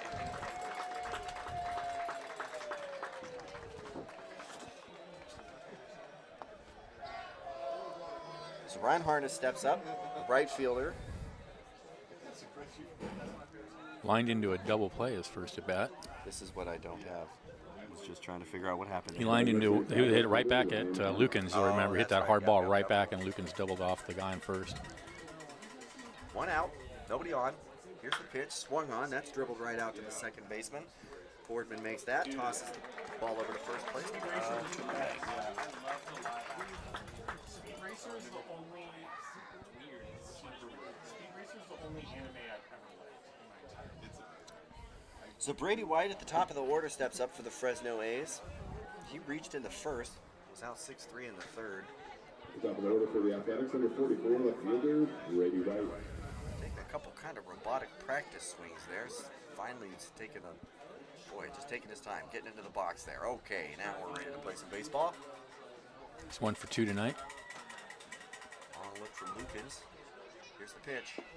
That's low and inside for a ball. I watched like Spirited Away as a kid, and I was like, it's really, I don't like it. Liam has decided Spirited Away is weird. I don't even know what it is. Reasonable take. Oh, it's weird. You should check it out. It's weird. It's fun, but it's weird. So 1-0 now. Here's the pitch. That's fouled off towards the bus station. 1-1 now. 2 out. Lukens wants a quick inning. Pitch count's getting up there. Would like to see him go a little deeper into this game. He's pitched a beauty so far. White steps in, swings the bats a couple times. There's nobody in the Crabs' pen. Here's the That's dribbled out towards third, but it's foul. Lucan's hat keeps falling off. I need to tighten it. Looks like he's got one of the fitted caps. Remember Cameron Sasso pitched for us? Yeah. His cap would always fall off when he delivered the pitch. I remember that. That was awesome. Apparently he's one of the coaches for the Humboldt Eagles now. I heard that on the call from Liam. That's fun. His brother had a big hit in that game. That was very exciting. Did. So 1-2, here's the pitch. That's swung on and shot right out towards left field. That's going to drop. That's a hit. That dribbles towards the wall, and he's rounding first, running on towards second. He's going to get in there standing for a double. That's his second hit of the night. Second hit of the night for Brady White. That's going to bring up Ned Checklick, the third baseman. He struck out and flew out. 2 outs so far for Lukens. He's had traffic all night, but so far has not given up a run. So runners on, nothing new. Would love to see him get out, maintaining that goose egg for Fresno. Checklick steps in, takes a couple low golf practice swings, shoulders the bat. Here's the pitch. That's inside for a strike.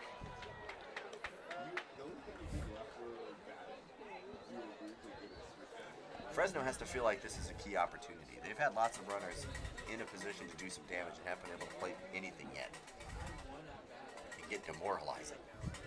Here's the 0-1. Ooh, checks his swing. That's inside.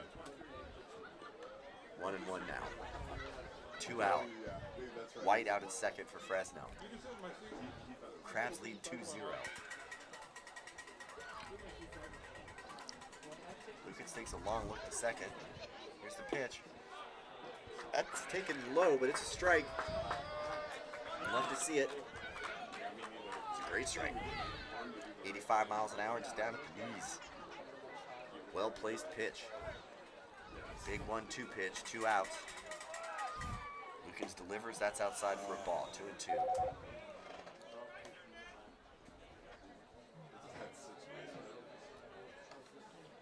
Checklick steps back in. Shoulders to bat. Lucas checks on second. Here's the pitch.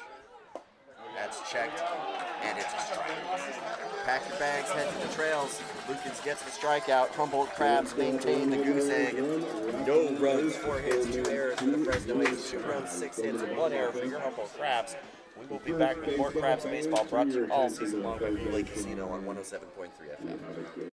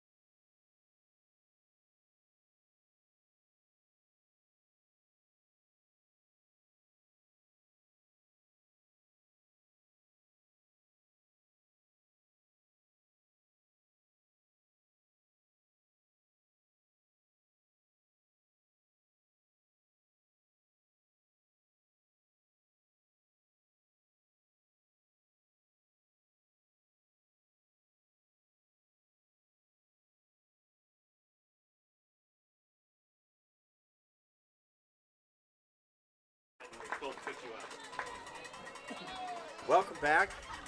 Crabs, A's, middle of the 5th. It's going to be Harrington, Ariel, and Enyart. Harrington takes the first pitch for a strike.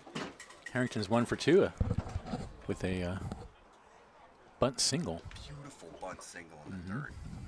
Here's the 0-1 pitch to Harrington. He takes. That's a ball. 1-1 now. Would love to see him get behind one. Highly touted prospect out of Stanford High School, playing college baseball for Stanford. You know, he's a high school senior committed. Senior committed to Stanford. Pretty exciting. Big swing for a strike. Stanford and Humboldt, just a long history of trading teams there. They're trading players there, coming up here to play college baseball. Pretty exciting to learn about that in that documentary by Connor Fitzgerald.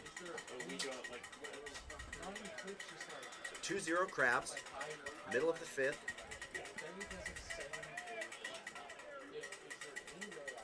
Here's the 1-2. Oh, Ooh, just nasty. Way outside. Strikes out Harrington. Cooper King still out there on the mound for the Fresno A's. That's going to bring up Jason Arriola, the first baseman. He struck out and flew out so far this game. Crabs still leading 2-0. It's been a pretty competitive game. Just a lot of activity on the bases. Some good defensive play, some good hitting. No long ball yet. We'd love to see a Crab just lift one over the fence there. Here's the first pitch to Arriola. He takes that one and it looks like a strike.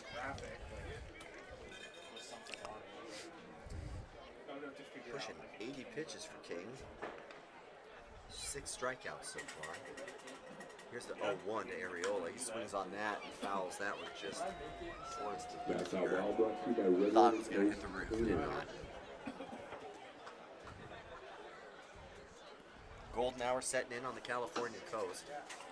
Hills just lit up. It is beautiful. Here's the 0-2. That's inside. Ball 1.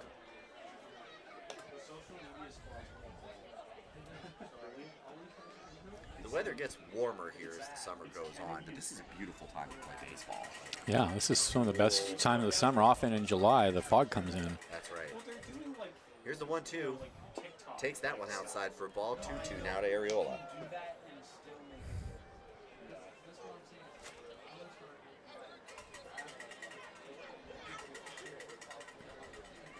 He takes a long look in.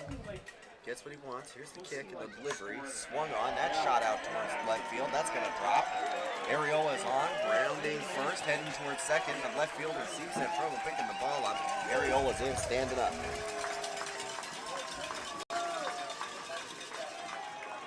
I think that'll be called a double. Absolutely. Looks like left fielder might have had a little trouble getting the ball, but Arriola was on his way either way.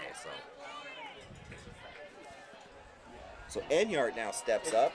He hit into a double play and had a single in the second. He's got a runner out at second with 1 out. Big opportunity for the crabby hitter. He can mash. One of the top home run hitters for the Crabs last year in their second place finish in the Pacific Empire League. Here's the first pitch to Enyart. He takes that one outside for a ball. I mean, I think there's a large demographic. There's a large demographic that does like that. 10 hits so far this season for Enyart. 11 RBIs. King checks off second. Here's the pitch. That's swung on for a strike. That was a good pitch. Took something off. That was a great pitch to swing at. Really fooled Enyart. Got him way out in front of it. Big side from Enyart. Steps into the box. Swings his bat once. Crouches, waits. King's at the belt. Here's the delivery. Swung on, strike 2.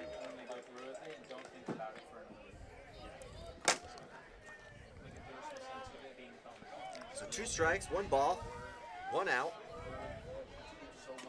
Arriola stands out at second base, looking at Enyart, hoping he can connect with one, bring him around. Enyart waits for the Fresno A's pitcher. Apparently not getting what he wants. Still looking at the catcher. Waiting for a letter. Okay, now he has what he wants. He's at the belt. Here's the pitch. Oh boy, chase that one outside, but is able to chop it back towards the pitcher. He runs over there, makes the throw. First baseman misses the scoop. That's going to bring Arriola around for third. Enyart's heading on towards second. Crabs play another one. Go Crabs, go. E1. Single E1 or just E1? E1. Okay, straight error, E1.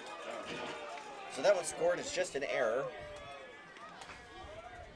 Bubbles are flying. Is that an RBI for Enyart? No. Nope. Yes, it's an error. Well, a bummer if you're Enyart, but it puts a crooked number on the board for the Crabs. 3-0 now. Daniel Osborne Jr. from Fortuna, California steps in. He's got Enyart out at second with 1 out. Here's the pitch. He shows bunt. No, he that's taps a nice that one bunt. right towards the pitcher. He's going to have to make another play. Oh, and he throws it away the again. First baseman again. Enyart's coming around third. That's going to send Osborne out to second. Go, Crabs, go. Another E1, right? Yeah. Yeah, E1. Just a tough night. Oh, for the tough pitcher. night for He's had to make a lot of Cooper throws. King. Yeah. Some tough defense, and the Crabs have noticed it. You can tell the Crabs have picked up on the fact that he has trouble throwing to first. They seem to be going to the And bunt. so they're going for the bunt. Yeah, this is not something Crabs normally would do. I think it's because they see a fault on this pitcher. Well, he's thrown wild to the first baseman, and the first baseman has missed at least one kind of scoop. First one was in the dirt. The second one was way over his head. Yeah. These are not close throws to first. So now it is Daniel Osborne Jr. standing out there at second base, and Jaden Schauber, the shortstop, is going to get an opportunity to make things even worse. 4-0 for the Crabs here in the bottom of the fifth. Looks like there's a little bit of activity in the bullpen for the Fresno A's. So far, Cooper King's still out there. Here's the pitch. That's inside for a ball.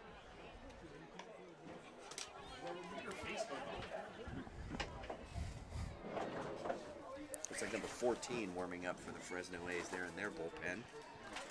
Crabs bullpen's quiet. Cooper King takes a long look. Shabry waits. Here's the pitch. Swings. That's fouled for a strike. 1-1 now. Benjamin's breaking out the Crabs jacket. It's getting cool. Mountains turning purple. Evening settling in. Crabs with the lead. You just can't beat this. I'm in a sweater and a jacket, and you're in short sleeves. That's right. I was raised in Montana. Here's the pitch. That's swung on. That's going to drop down behind the shortstop into left field. That's going to bring the runner around. They throw to second just to hold him up there, but that's going to give Daniel Osborne the opportunity to score. So that's a single and an error. A single for Shabry and an error. That's going to bring Osborne around. Brady White bobbled that ball out in left field, and that's what allowed Osborne to score. Osborne was going to hold it third, and when he saw White bobbling the ball, he took off for home and scored. So yet another error. Say it with me, go Crabs go. There's a conference now out at the mound for the Fresno A's. They've gotten themselves into trouble. It's just been a series of unfortunate situations. Just a couple of errors piling up here for them. And the Crabs have taken advantage. Started the inning with a 2-0 score. Crabs have played in 3. That's going to be it Are going to pull the for King. All right, so Cooper King's going to step out. Looks like number 14 is going to step in. We're going to step away for just 1 second. This is Crabs Baseball brought to you all season long by Blue Lake Casino, ESPN 107.3 FM.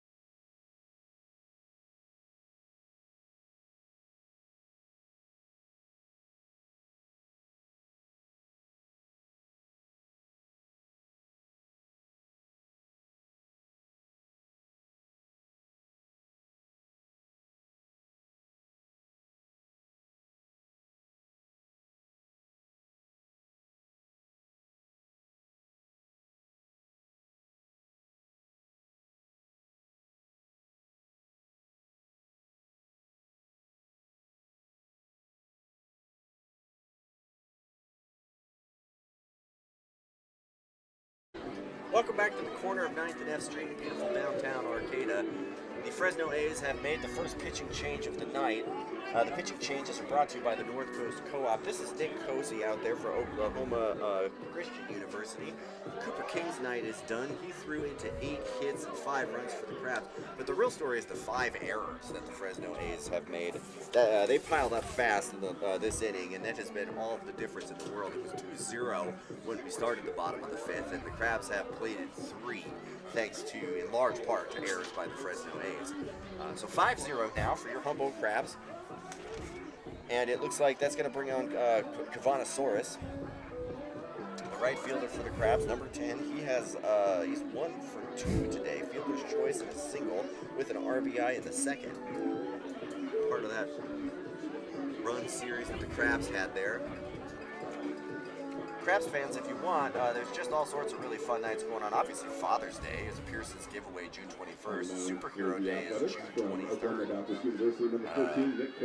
Christmas and Hanukkah in July. July 14th, why not? Yeah, come on out to Crabs Baseball. All sorts of fun ways to celebrate baseball here in Humboldt County. You can pick up your schedule at Wildberries there in Arcata.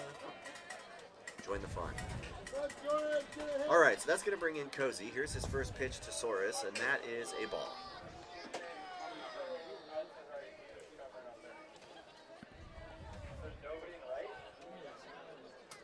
So it's 1 out, and a 1-0 count on Kavanasaurus. Crabs have a runner at first. That's Jaden Schauber over there. Here's the pitch. That's way outside. 2-0.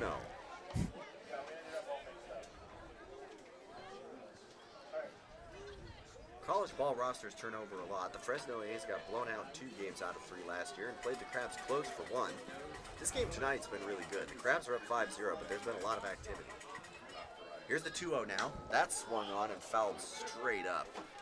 Looks like the second baseman's going to be able to make the play. A little bit of confusion out there, but Michael Gonzalez does in fact come down with it.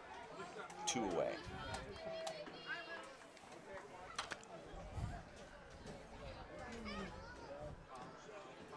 So Joe Fagan's going to step to the plate now for the Crabs. Jaden Schauber waits out on first. A little bit of a conversation from Crabs batters. Looks like Kavanasaurus had a little bit of advice for Fagan going off there. Fagan steps in, taps the plate a couple times, spins the bat. He's 0 for 2 tonight.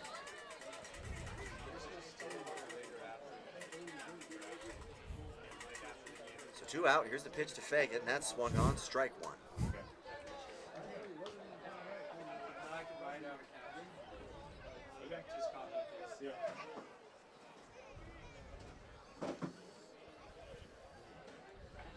So Fagan's facing an 0-1 now.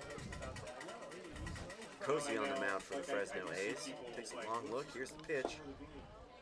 That is a ball. Kind of a funky diagonal pitch for Fagan, or for Cozy. Different action from what we've been seeing all night from Cooper King. So 1-1 now to Fagan. Here's the pitch. Runner goes. That's taken for a ball, but the throw out to second escapes the glove of the second baseman. So the first steal of the night goes to Jaden Schauber. He's on second base. So Fagan has an opportunity to score now for the Crabs if he can get behind one. Looks like the take from Fagan kind of got the catcher locked up a little bit on the throw, but then when it got to the second baseman, he wasn't able to keep it in his glove anyway. The umpire is walking out now to talk to the pitcher. Looks like they have a couple things that they need to sort out. Plans for dinner maybe later. Looks like everything's squared away.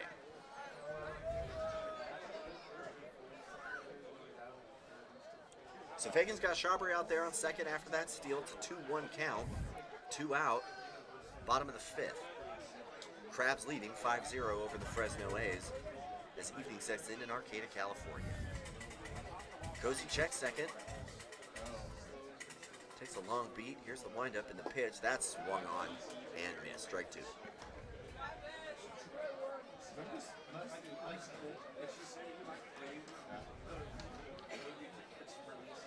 So Fagan's back in there now. Schauber with a big lead off second. Cozy stands waiting for the call. He has what he wants. He looks out to second. Goes to the belt. Long look in. Here's the pitch. Swung on and missed. Strike 3. That's the way the inning is going to end. But the Crabs played 3 more. It is no runs, 4 hits, 5 errors for the Fresno A's. 5 hits, 8 runs, 1 error for your Humboldt Crabs. We will be right back with more Crabs baseball brought to you all season long by the Blue Lake Casino on 107.3 FM.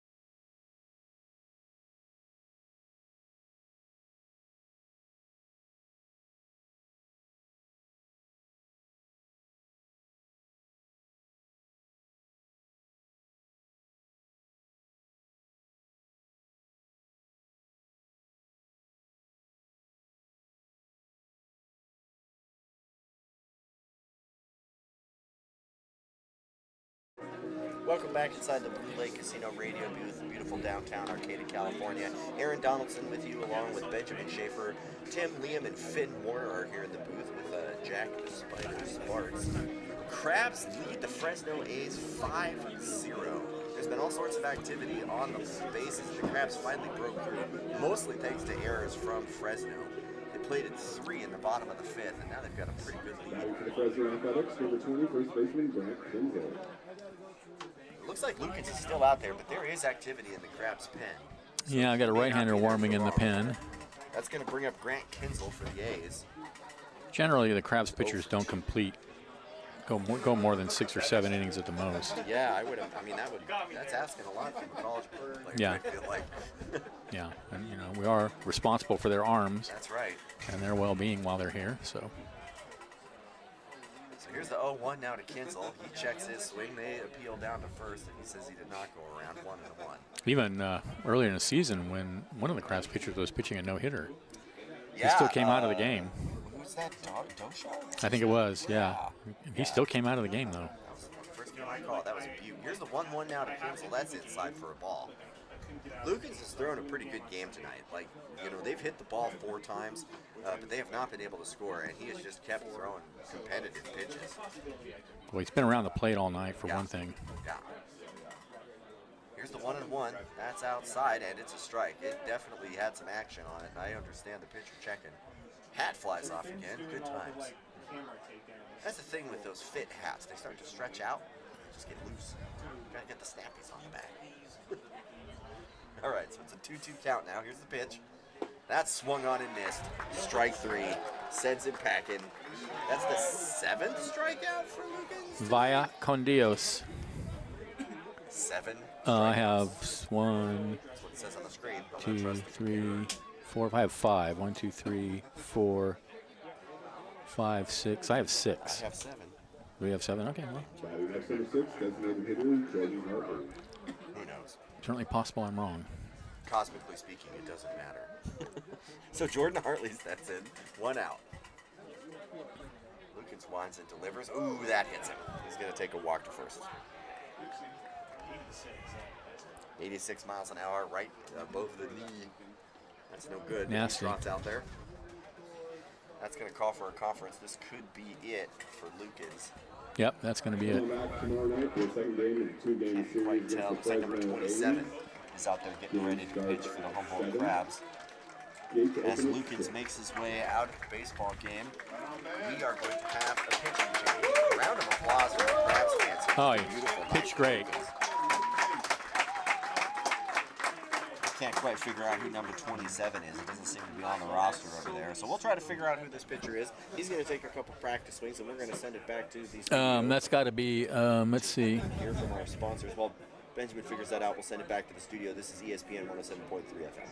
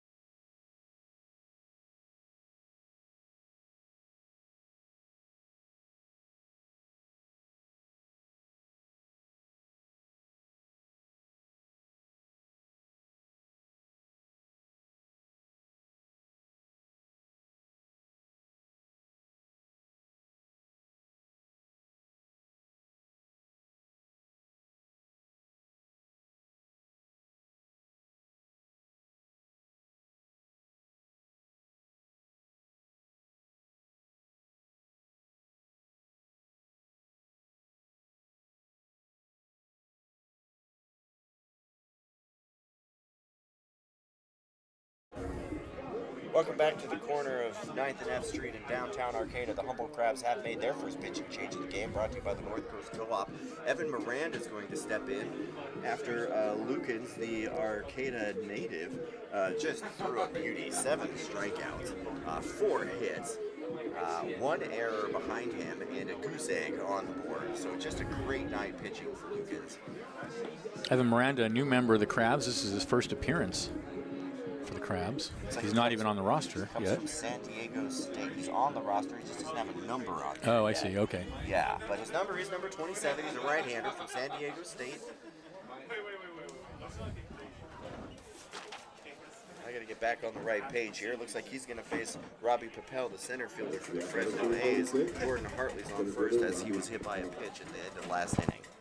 So here's the first pitch from Miranda. That's swung on for a strike. Your Humboldt Crabs from San Diego State University, number 27, Evan Miranda. So 0-1 now to Papel. 1 out. Miranda delivers. That's swung on, fouled back against the fence. 2 strikes. Have you noticed when you go to Costco and you go to the clothes section, they have men's pant? Just a singular It just pant. says pant. Yeah, I've always wondered why pants is plural, but it's only one item. But it is plural. It's a pair of pants. It's a pair of pants. But So you're it's not only buying one leg when you go to Costco. It's a pair of legs. Here's this pitch. That's flied way up and towards the bus stop. I don't get that. It's not a pant. It's a pair of pants. This is a good point. You're not, like I said, I'm not buying one leg. I mean, it's a pair of legs. Yeah, I'm but buying a pair of pants. Is the pant the part your waist goes through? I don't know, but it's a pair of pants. I mean, I don't get it. 0-2 now. Costco Here's a pitch from Miranda. That's slapped out towards left field, and it drops, but Osborne is right there to make the catch. 2 away. Important questions here in the Blue Lake Casino radio booth. It just really irritates me.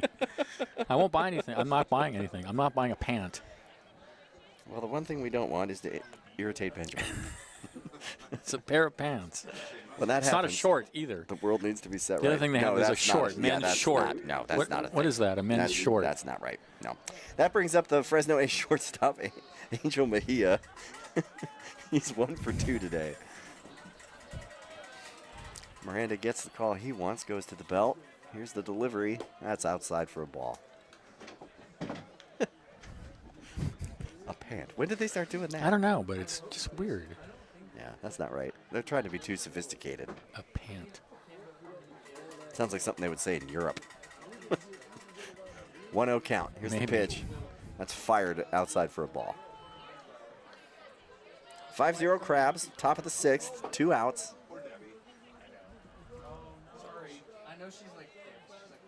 Mejia at home, taps home plate, shoulders and weights. Here's the pitch. Ooh, that's slapped again out towards left field, and that one is going to drop. Osborne has no play on that. Everybody's going to move 90 feet. This is a little bloop single over third base down the line. So Hartley's going to go to second. Mejia's at first. There's 1 out. And that's going to bring up Michael Gonzalez. Sky just turning pink right now. Little fluffy clouds, pink sky, light breeze, high 50s, coastal baseball. Gonzalez steps in. He's 0 for 2 today. Takes a couple big swings. Points the bat, shoulders it. Miranda's looking out towards second, keeping everybody where they need to be. That's swung on and hit foul and out of play towards F Street. That just missed. What happened? I don't know. Sounds like it was either a... Maybe taking a window out at City Hall. I don't know. The crowd reacted like there was an event. 0-1 now on Gonzalez.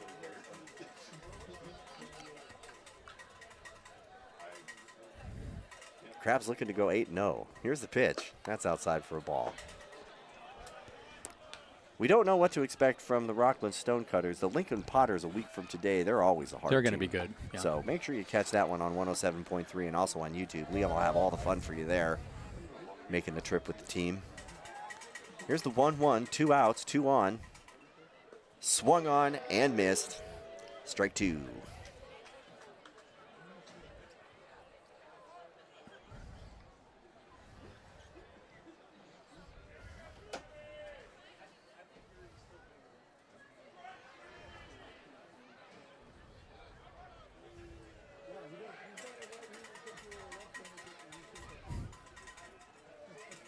So here's the 1-2. That's slapped back to the pitcher. He reaches for it and cannot make it. The shortstop makes a running scoop and throws it over to first, and he's got him. He is out. That's how the inning is going to end, with 0 runs. 6 hits and 5 errors for the Fresno A's. 5 runs, 8 hits, and 1 error for your Humboldt Crabs. This is Exciting Crabs Baseball, brought to you all season by Blue Lake Casino on ESPN 107.3 FM.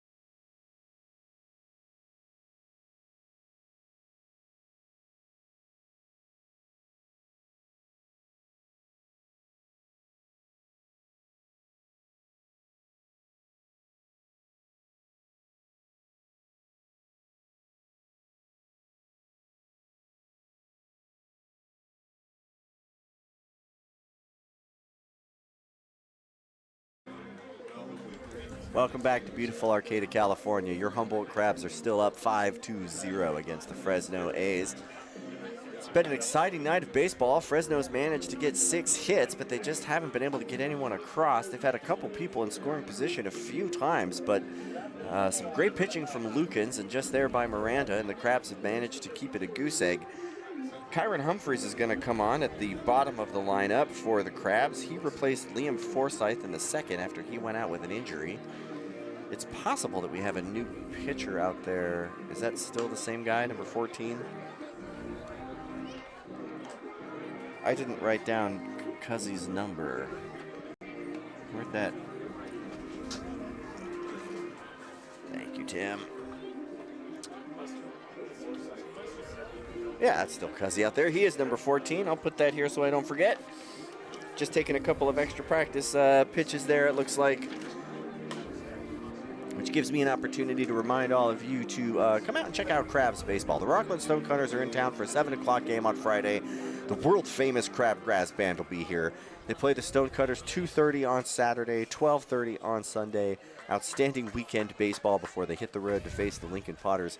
If you haven't yet, come out and see the Crabs play. The season goes by way too fast. So Kyron Humphreys is going to step up now, lead off the bottom of the 6th here for the Humboldt Crabs. Up 5-0 against the Fresno A's. Evening settling in here on the coast. Cozy takes a long look at home. Here's the delivery. That's outside for a ball.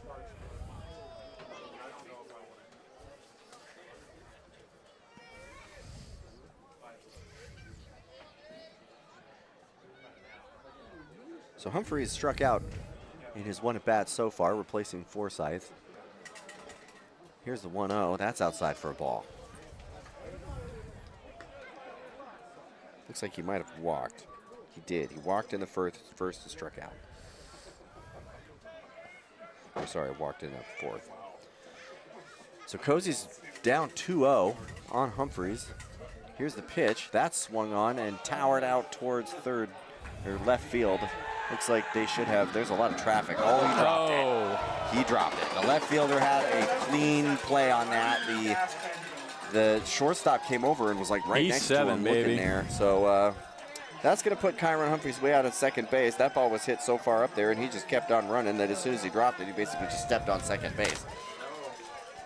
Errors just killing the Fresno A's tonight. Yeah, that one, really, he just was right there, just kicked right out of his glove. There have been fly balls they should have caught, which have gifted the Crabs outs. There have been throws to first that have gone wild, which have gifted the Craft runs. And that just put the crabby leadoff man on second with nobody out. Taking us back to the top of the order, Colton Boardman now. Crabs have 3 unearned runs in the game already. That's a lot. So Boardman waits at home with Humphreys out at second. Here's the pitch. That's high and outside for a ball.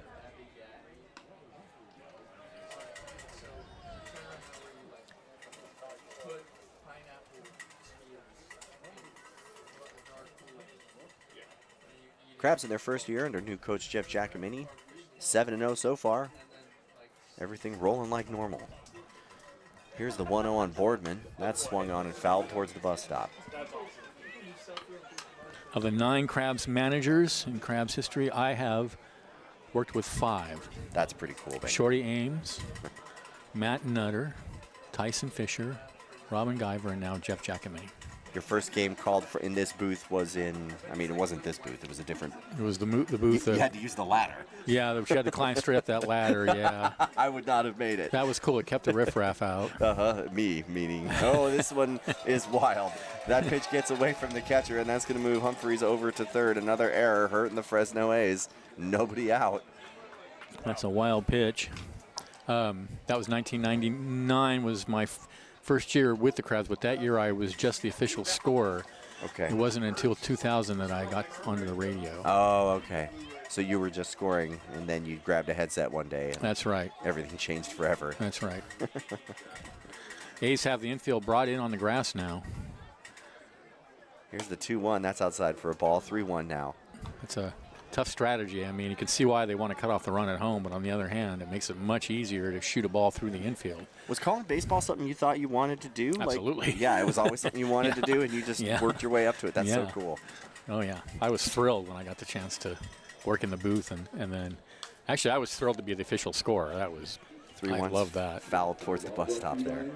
Well, I felt the same way, Benjamin, when I was told I was given the opportunity. Yeah. To be honest, I thought I was going to come here and do the PA stuff. That's what I thought you did. Oh, I see. I didn't know you called the radio. And then when I got here, I learned. People get confused about that a lot. People always ask me, well, if I go to the ballpark, will I hear you?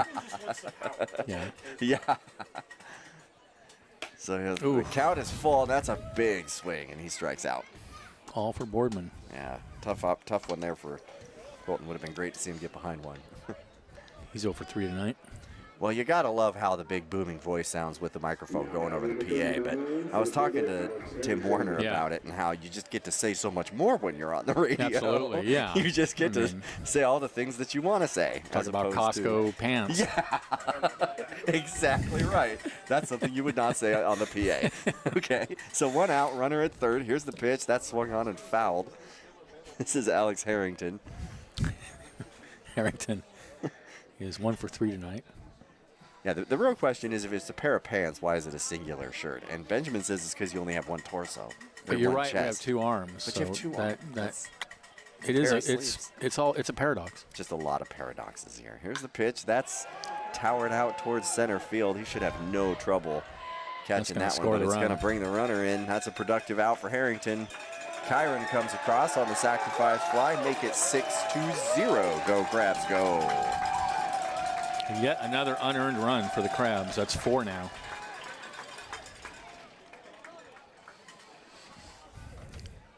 Jason Arriola, the first baseman's going to step up now. He's 1 for 3.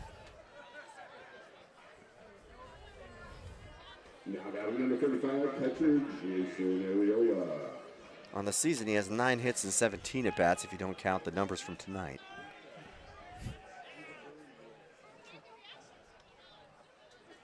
So here's the pitch. That's taken for a strike. That was a great pitch. Right on the black. Looked outside to me, but right where it needed to be. So 0-1 now. Cozy shakes one off and finally gets the call he wants. Takes a couple steps off the rubber there. Goes to the belt. Here's the wind way outside. Gets past the catcher, but there's nobody out there, so no harm, no foul. Enyart's on deck. 2 out, 1-1 count. Crabs leading 6-0. It was 2 in the second, 3 in the fifth, 1 in the sixth for the Crabs.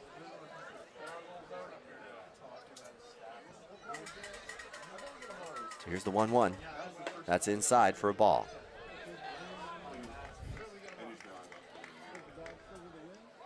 I've been lamenting the loss of Mustache Night all season. I don't know who it is that decides what nights we have here at the Arcata Ballpark, but Mustache Night is the only night my mustache gets to wear a mustache, so we need to start a petition or something. I don't know. Here's the 2-1. That's outside for a ball. I don't think you wore a mustache on Mustache Night. I don't know. You don't really do that. I don't do that stuff. grumpy professor night every night here in the Blue Lake Casino media booth. I don't dress like a pirate. I don't. Yeah. Oh, boy. So Ariola takes that for a walk. That's going to send him to first base. And that's going to bring up Adam Enyart. Enyart has somebody at first base, 2 outs, 6-run lead. It's not necessary, but I'd really love to see him just put a charge into this one. Just, you know, put a punctuation mark here at the end of the 6th. Enyart bats right-handed. Bat high in the air, waiting on Cozy. Here's the kick and the deal. That's slapped right out towards center field. Not a home run. Oh, it bounces past the center fielder. I don't know what he was doing, but the ball just rolls all the way to the fence. That's going to bring the runner from first all the way around to home. Enyart slides, makes his way to third base, and he's tagged out. So that's going to end the inning, but Enyart does bring one more across. So it is no runs, 6 hits, and 6 errors for the Fresno A's. 7 runs, 8 hits, and 1 error for your Humboldt Crabs. Benjamin is going to be back to take you the rest of the way. This is Exciting Crabs Baseball, brought to you all season long by Blue Lake Casino on ESPN 107.3 FM.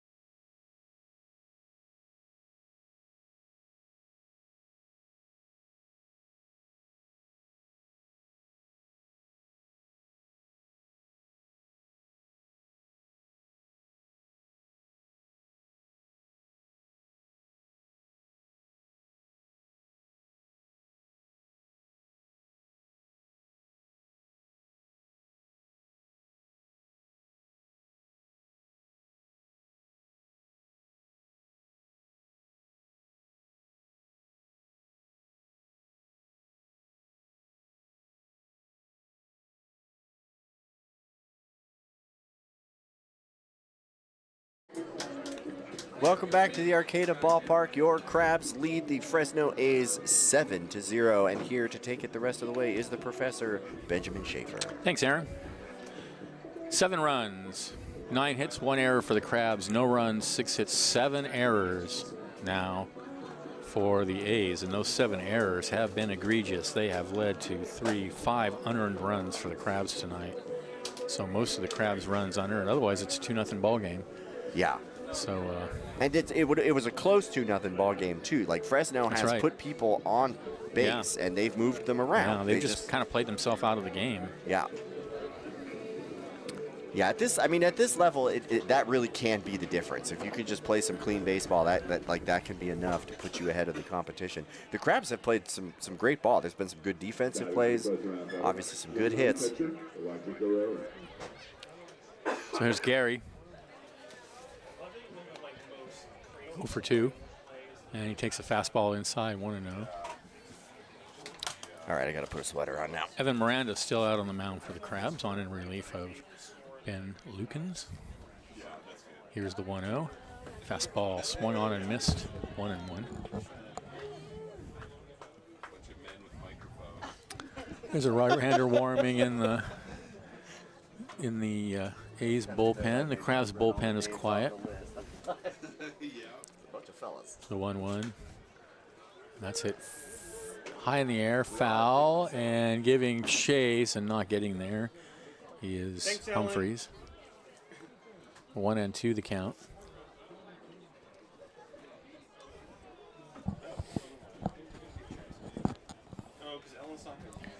Was there a radio announcer you listened to growing up, Benjamin, that sticks in your ear? Vin Scully. Vin Scully. Absolutely. That's the answer. Yeah. I didn't like the Dodgers growing up in L.A. Even though I grew up in L.A., I didn't root for the Dodgers because my little league team was the Astros. So I rooted for the Astros because I felt a kinship with the Astros. Fastball is high, 2-2. But I loved listening to Vin. Yeah. And I listened almost every night to Dodger games in the summer. Yeah. And I always preferred the radio, honestly, to TV. Same. I love baseball on the radio. 2-2 pitch. Swung on and missed. Got him. 1 away. Vaya con Dios, Mr. Gary. And here's Harness, 0 for 2.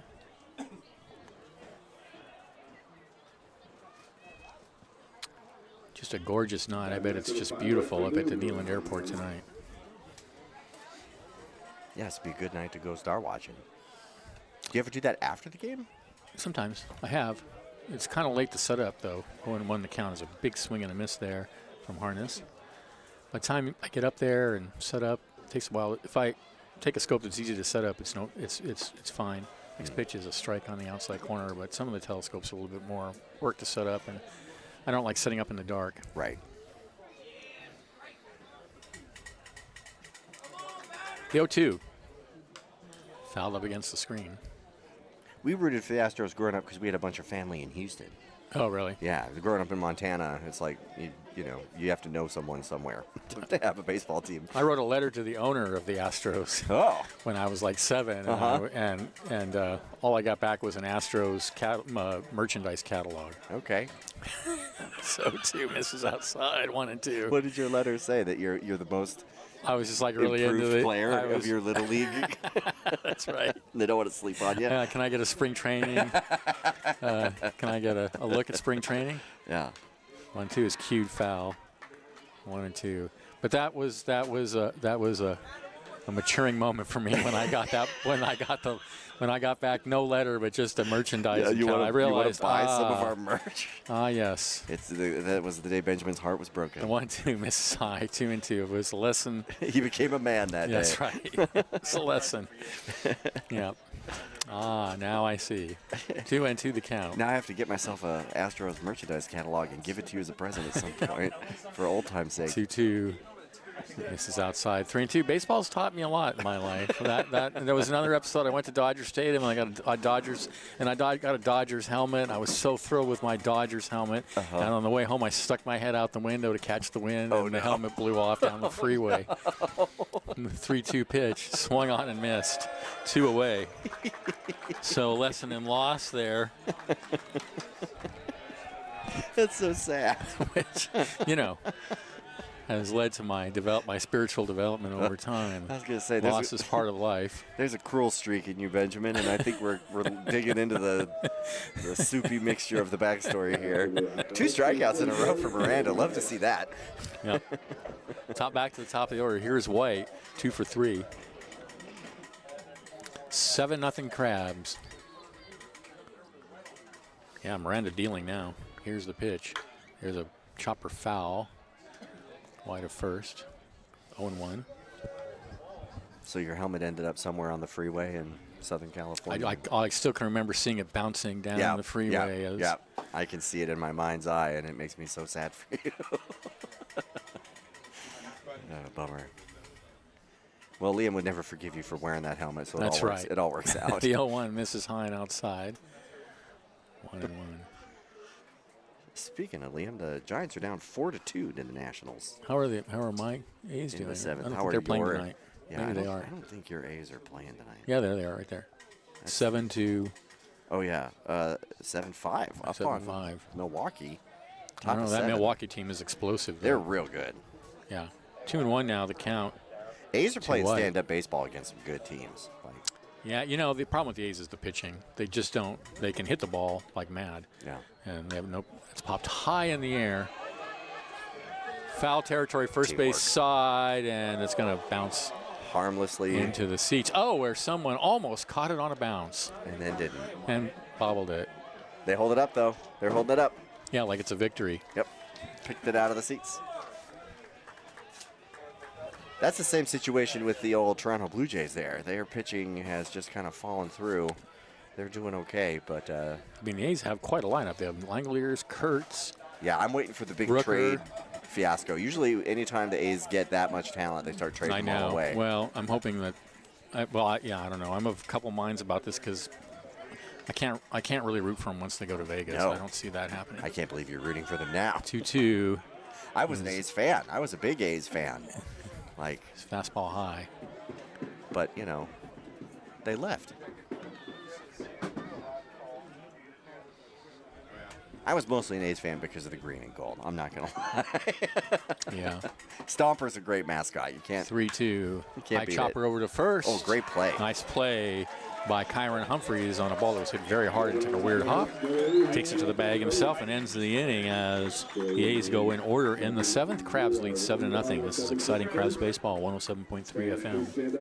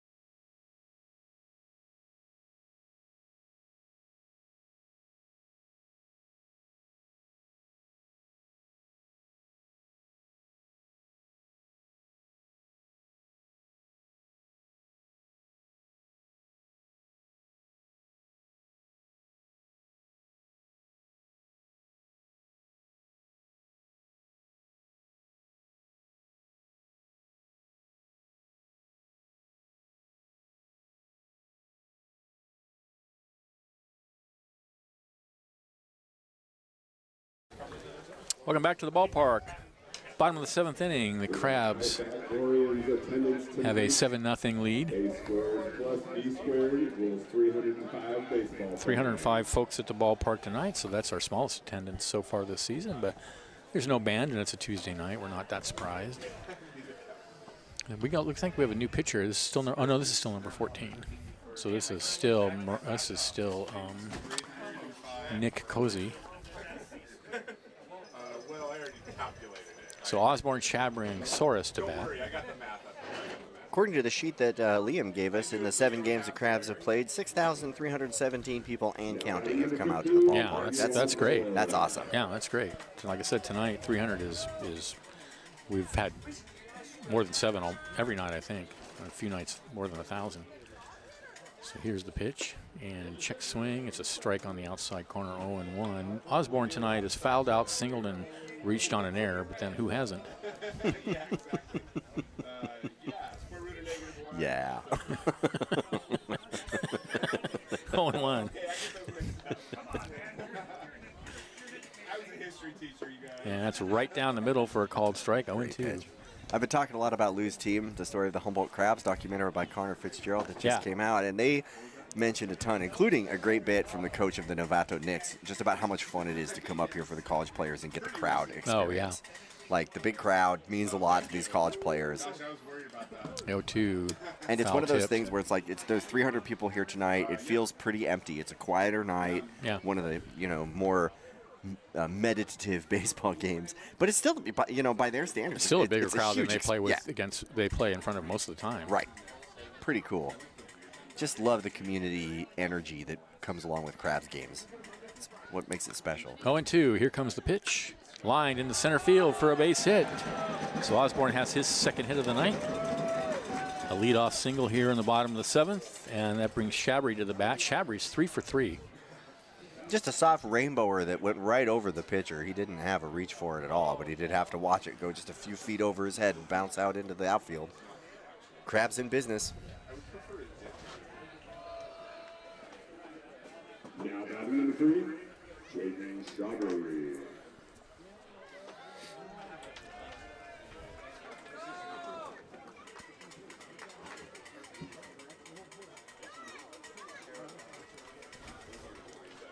So Osborne over at first. Got a good lead over there. Kazi sets. And comes home with a fastball just inside. Yeah. Tall guy problem.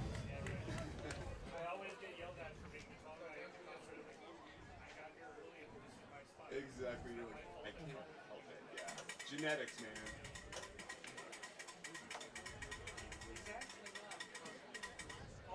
The 1-0.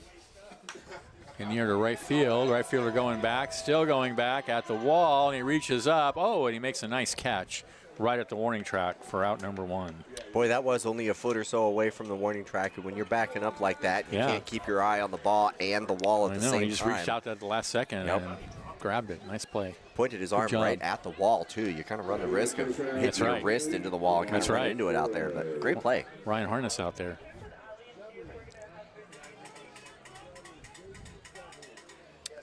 So with Osborne still at first and 1 out, here's Cavanosaurus. Saurus is 1 for 3.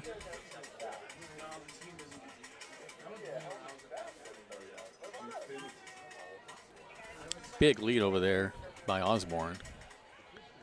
And Saurus shows bunt but takes a strike.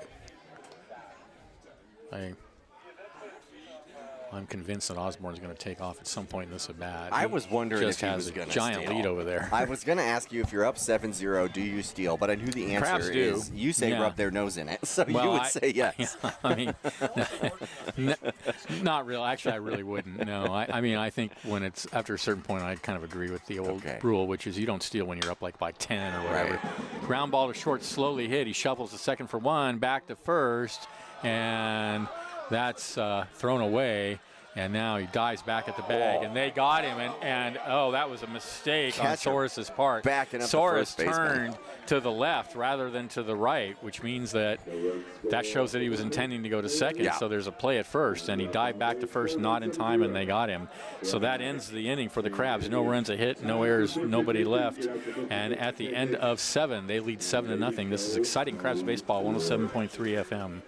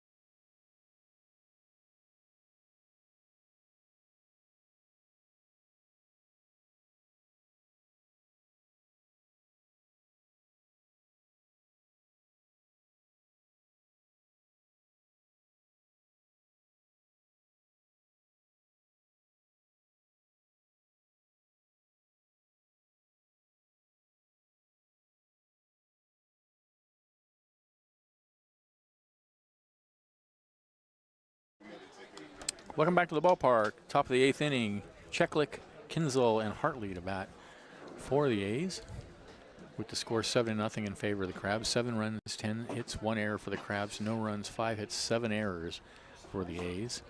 And Evan Miranda back out on the mound for his 3rd inning of work. Here's Cheklik. He's 0 for 3 with a couple of strikeouts.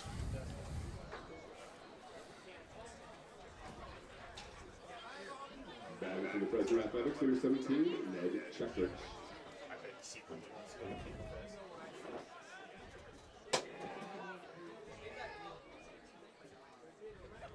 Here's the pitch. Grounded right back up the middle, off the mound and out towards short. Shabry has it. Throw to first. Nicely done. Great play. Ball hit the mound, kicked straight up in the air, and Shabry right there to grab it. And while still in the air, he threw the runner out at first. So 1 away. Here's Kinzel. Well, they're listed as the South Placer Stonecutters on the internet here, the Presto Sports. The South Placer Stonecutters are playing the Lincoln Potters and losing 14-2 in the top of the 8th right now. Ooh, that does not bode well. No. For the weekend. Fastball 1 away, 1 outside, 1-0. The Prune Packers are up 18-1 on the Bay Area Marauders. Oof. Not a lot of marauding going on, it would seem. This is down low. Well, just Prunes getting packed. That's what they do.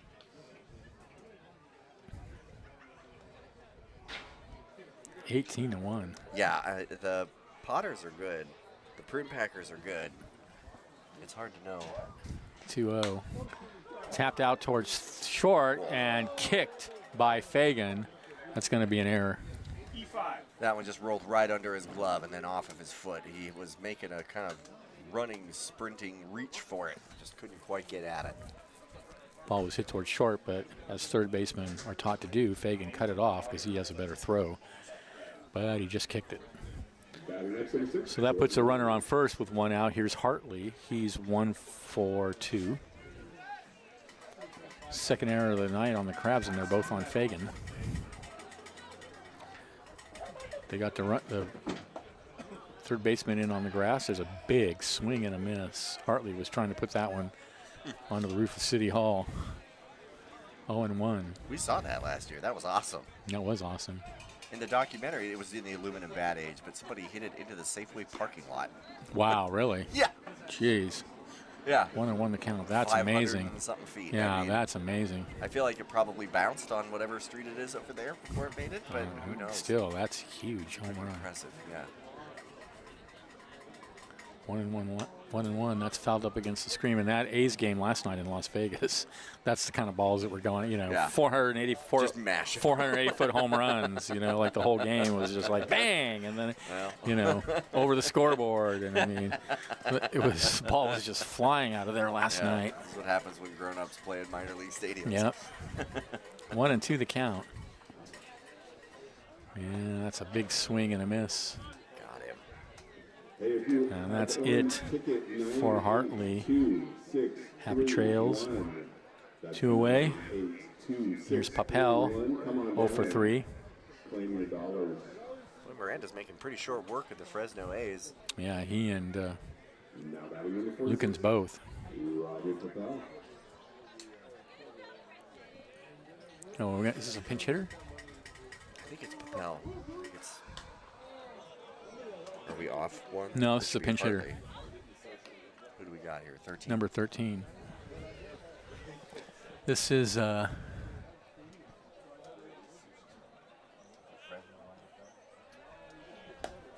don't know who this is. He's not on their lineup card. Number 15. Throw back to first and runners back in time. This says it's Tyler Gonzalez from Fresno Pacific University. Gonzalez, okay. Number 15, yeah. Okay. And he's pinch hitting. hitting. This is Tyler Gonzalez for Papel. Or for Papel, okay.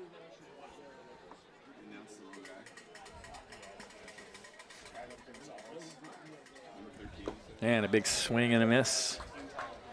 1-2 the count now on Gonzalez.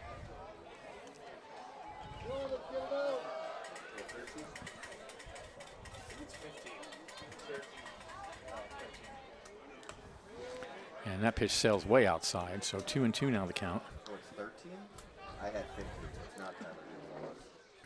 It's Scott Mitchell. Scott Mitchell, not Tyler Gonzalez. I read 15 and it's 13. That's on me. Scott Mitchell from Metropolitan State University of Denver.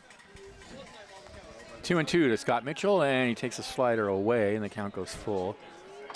Kinzel's still over at first. 2 are out. Crabs lead by 7. When I was coming up, Metro at Denver there was a big debate school. They'd host nationals several times. I've never heard of that school. Yeah, I know, right? Debate's fun. 3-2, runner goes. The pitch is hit down the right field line, headed towards the bullpen, and it's going to fall into the bullpen.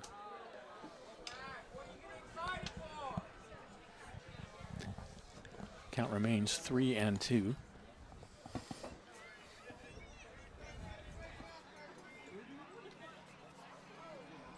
I went to the University of Denver to get my PhD, and inexplicably they refer to themselves as DU. Huh. Swung on and missed. Strike 3. That ends the inning. Another strikeout. For the A's, no runs, no hits. There was an error and a runner left. And at the end of 7.5, the Crabs are up 7-0. This is exciting Crabs baseball, 107.3 FM.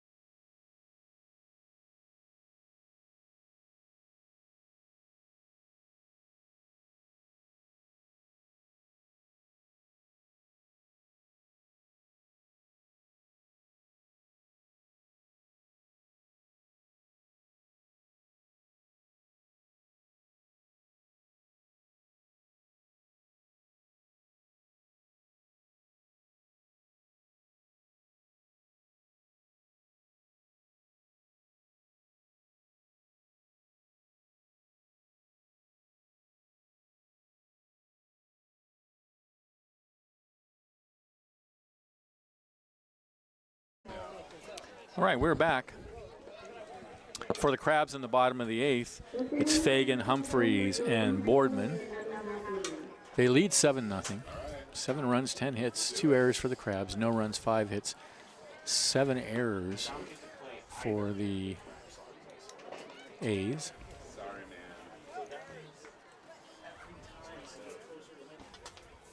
These two teams will meet again tomorrow night at 7 o'clock. Then we take a break on Thursday and welcome in the Stonecutters, who are getting whipped. Shellacked. By the Potters at the moment. It just puts a lot of attention on that first series with Lincoln a week from today. Like, that's our first true test. That looks like that's going to be our first true test. We'll see about the Stonecutters, but it doesn't sound like they're going to be much of a test. Right. But the Potters will definitely be. Fastball misses low, 1-0 to Fagan. Fagan's 0 for 3.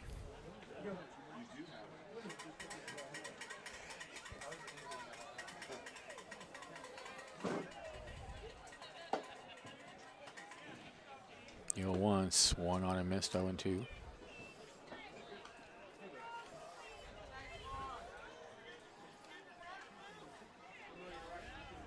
This is one of the nights that's really nice to be in the family section. It can get real crowded over there, but when it's like empty, you just feel like you're like at a park watching a baseball game. Yeah, it's that's incredible. Cool. 0-2, hit hard on the ground over towards third. He knocks it down, picks it up, and throws him out. Great pick at first. Nice play by the third baseman, Cheklik. And as you said, a nice pick by Kinzel over at first. 1 away. Looks like they're having trouble giving away the 50-50 money tonight. It's because you didn't buy a ticket, Benjamin. No. just goes to show. Here's Humphreys. Just goes to show. Here's Humphreys. 2 people now who won have not claimed it, so they're going to draw it a third time. That's why you don't leave early, no matter what the score says. That's Get right. that 50-50 drawing. Here's the pitch. Humphreys takes outside. I never leave a ball game early. I did one time, and I regretted it. Yeah. It was a doubleheader in San Francisco. Giants, I watched the first game. I was by myself. I kind of like to go to ball games by myself. That's fun. The 1-0 pitch.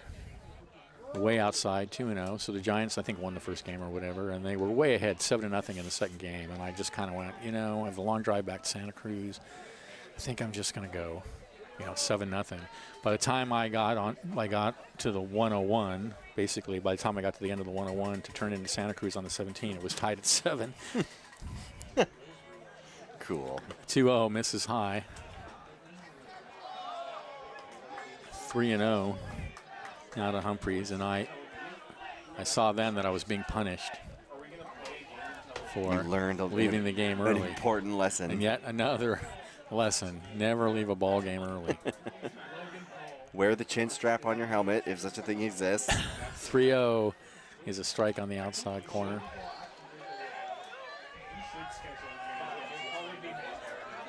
Three and one. I don't know what. I guess the fans are saying that was ball 4. They're really yelling at the umpire, but I don't know. Looks like a strike to me. The 3-1 swung on and missed. Big cut there from Humphreys. 3-2.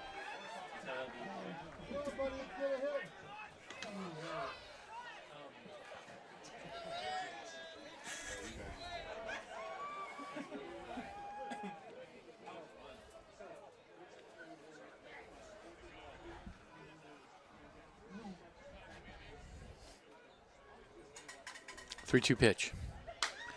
Popped in the air to center field. Rushing in is Papel, and going out is the second baseman, Gonzalez, and he'll make the catch for out number 2. Boy, that was just shallow outfield, but the crowd reacted like he just blasted it. It sounded good. They cut off the alcohol yet at the ballpark tonight? I feel like with the smaller crowd, the beer goes further. I could be wrong. Because, I mean, that was a pop fly, and they acted like it was, the Grand Slam in the bottom of the 7th and the World Series. They're having a great time. They are. Here's Boardman. Yeah, he takes a pitch way high and outside. He's going to hear it for that pitch, yeah. Looks like that one just kind of slipped out Yeah, I of think his it grip slipped. there. Yeah, that happens. A ball and no strikes.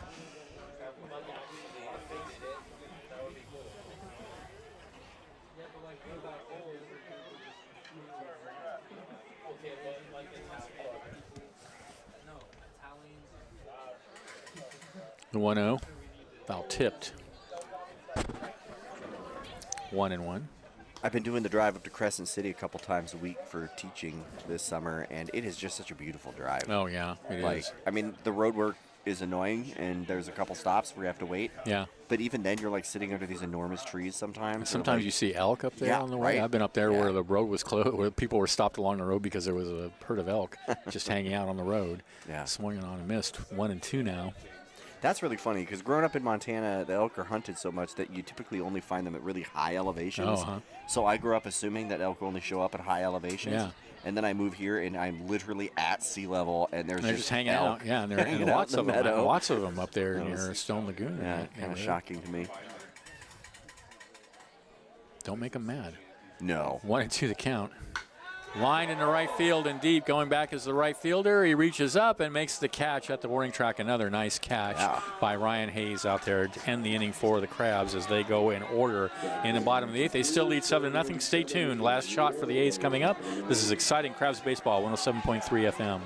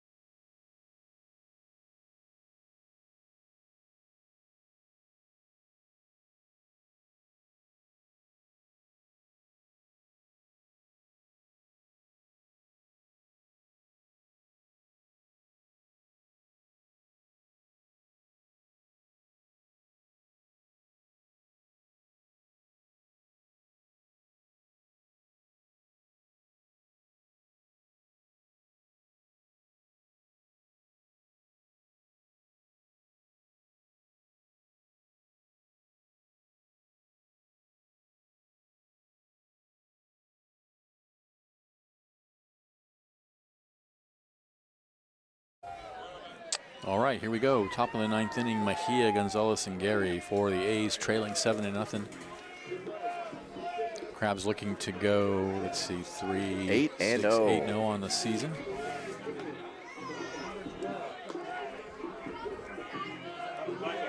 Looks like someone finally did claim the 50-50.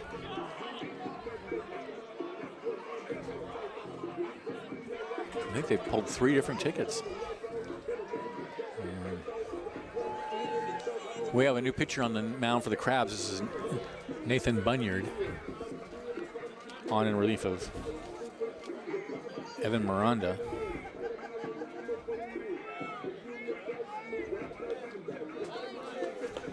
Batters number 41. We're going to have a pinch hitter.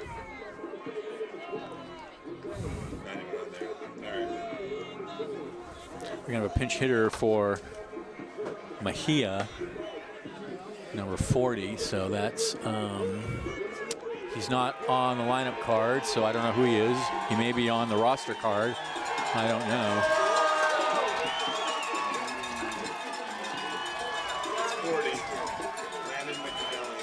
Landon McAnally. Landon McNelly. Crowd's happy about something. I don't know. It's not crusty. Some of it was because the person won a 50-50, but they were, but a lot of them were looking out towards the field cheering. Yeah. I think it may have been for the Bat Boy. Yeah, it seemed like the Bat Boy. Well, if this score holds, Benjamin, the Crabs will move to 8-0, and they will have outscored their opponents by a score of 70-20. Ouch! That's a great way to start the season. Oof. Red hot Humboldt Crabs. All right, here we go. Bunyard out on the mound. Yeah, that Bat Boy got the biggest cheer of the night. That was exciting. That's right. Here's the pitch. Fastball right down the middle for a called strike. New pitcher. You know that? Yeah, we got it. Yeah, we got it. The 0-1. Rides high with the fastball. 1-1. There's a fan who brought his glove, see? Yeah. Did he use it? No. I mean, he used it probably for a cup holder. Yeah, photo op. Fans don't really use their gloves. 1-1 the count. The breaking pitch misses high, 2-1. I always brought my glove to the game. You never know when a ball's going to come your way. It's true. The thing is, you bring it and then you don't wear it. And then you don't wear it, so you have to keep it on your hand the whole time, and then you get the glove hand. 2-1. Breaking pitch is in there for a called strike, 2-2. We moved here in 15, and I've been coming to Crabs games pretty much ever since. And I've never seen a ball come close to me. I usually sit in the first or second row, though, so they'd have to be a pretty high fly ball. Yeah, a high pop-up to do that. Straight down like that. There's a curve that misses way high. That was a 12-6 curve that did not really drop into the zone. When we sit in the family section, I always sit right up on the fence because I just want to have a good view. Yeah, sure. And then there, it's like the angle's just never going to happen. 3-2. Called. Strike 3, happy trails, 1 away. Fastball on the outside corner. Crabs racking up strikeouts tonight. You love to see that. All right, who's 32? Offense is always something we can. Now we're going to have another pinch hitter. This is number 32. It's funny, all these guys are not on the lineup card. They're on the roster, but not. The lineup card has a bunch of players, but none of the players have come into the game. They took the time to write out a bunch of substitute names, but didn't use any of them. That's right. Sending any of them in. So here's Nathan Rico in for Gonzalez.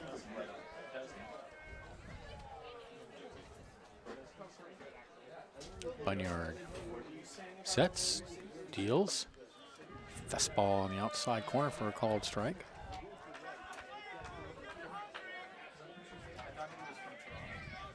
His dad's from Memphis and his mom's from Toronto. But he grew up in Toronto. Started at the bottom. It's the Memphis. The 0-1. Fouled out of play.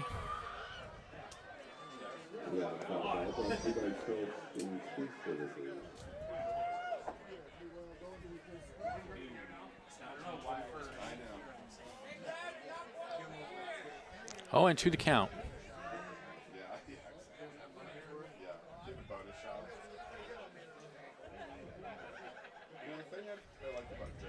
Go 2. Slider misses outside. 1-2.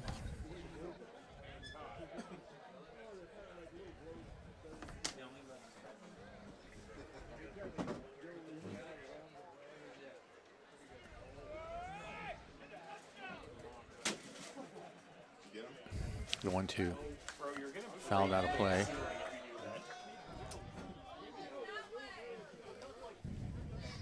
Still the count is 1-2.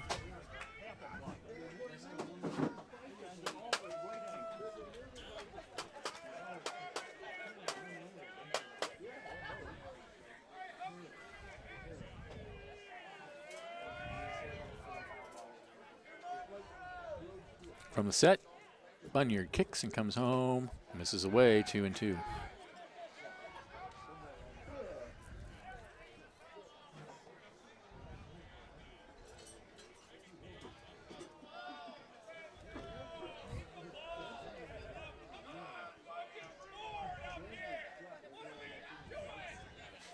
Two pitch, way outside, and the count goes full.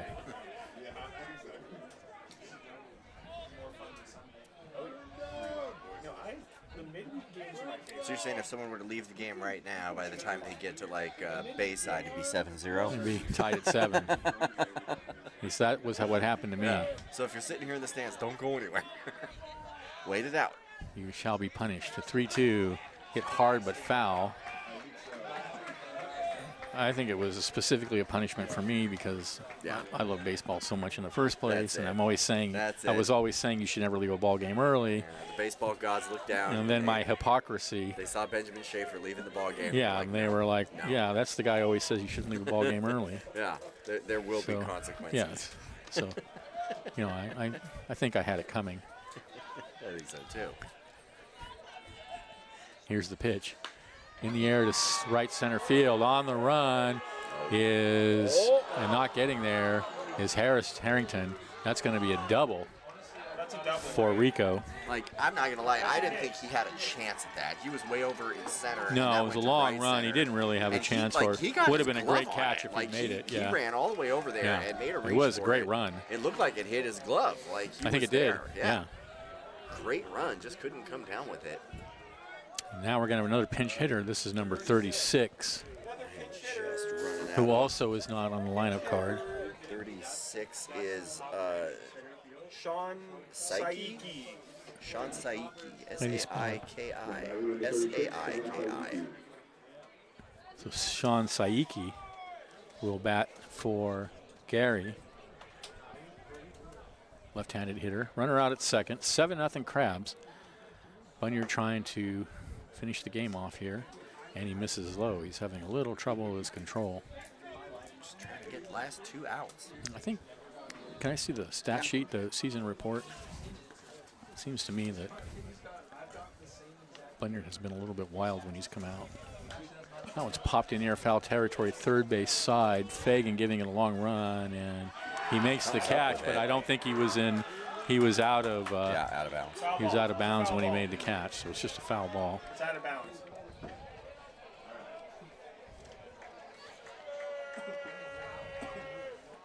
So it's 1-1 now.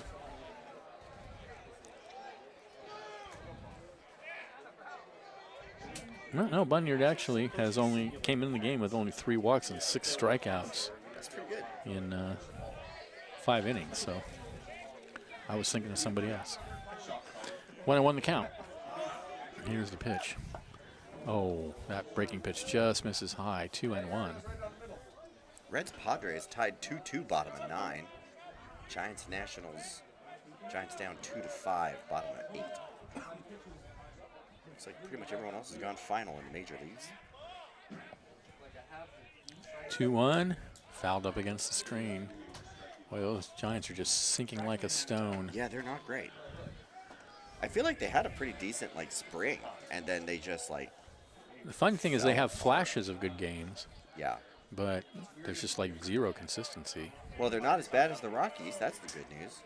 Well, I don't know. Although I feel like they lost to the Rockies. I don't know. Recently. They're not as they're pretty close to being as bad as the Rockies. 2-2. Hey, they got 2 games on the Rockies. Misses outside, and the count now goes full to Saiki.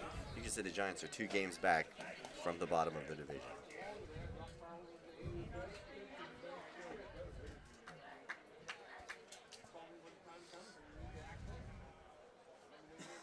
The 3-2, and he walked him. So with 1 out in the top of the 9th inning, and the Crabs leading 7-0, we have 2 runners on now for the A's. For Harness. This is not the longest game of the season. This is probably the 4th longest game of the season. And this is a pinch hitter as well. This is number 18. They're just kind of clearing the benches right now. Yeah, so I don't know who it is. He's not on the lineup card. Number 18 is Cole Smith from Warner University. And Smith takes a pitch low. 1-0. Cole Smith. Cole Smith. Now batting number 18, Cole Smith.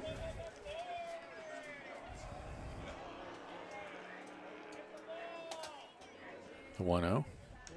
Check swing, and he foul tips it. 1-1.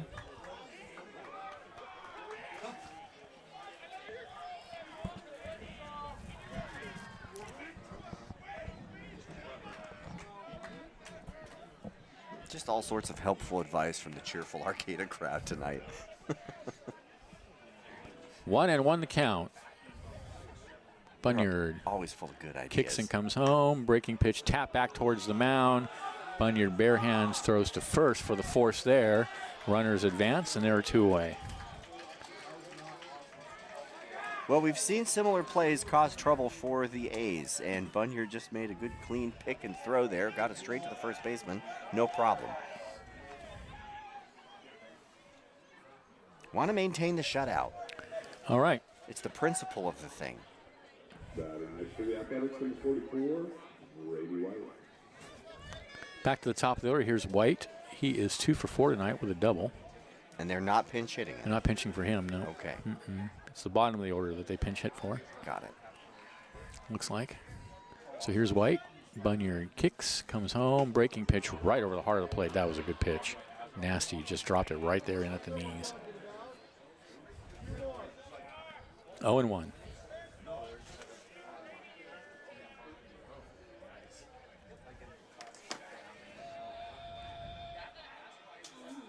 The 0-1. This is a low. It's 1-1. Yeah, that first pitch is called a strike.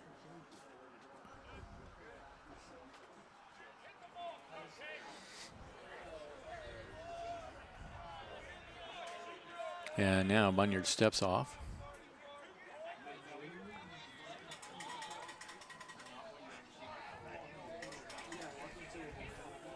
One and one to count. The pitch. Breaking pitch is high, 2-1. Boy, I couldn't have missed by much.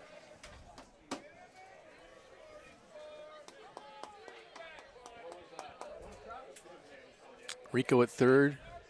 Saiki at second. 2 outs, 2-1 to count. There's a strike on the outside corner. And now the A's are down to their last strike.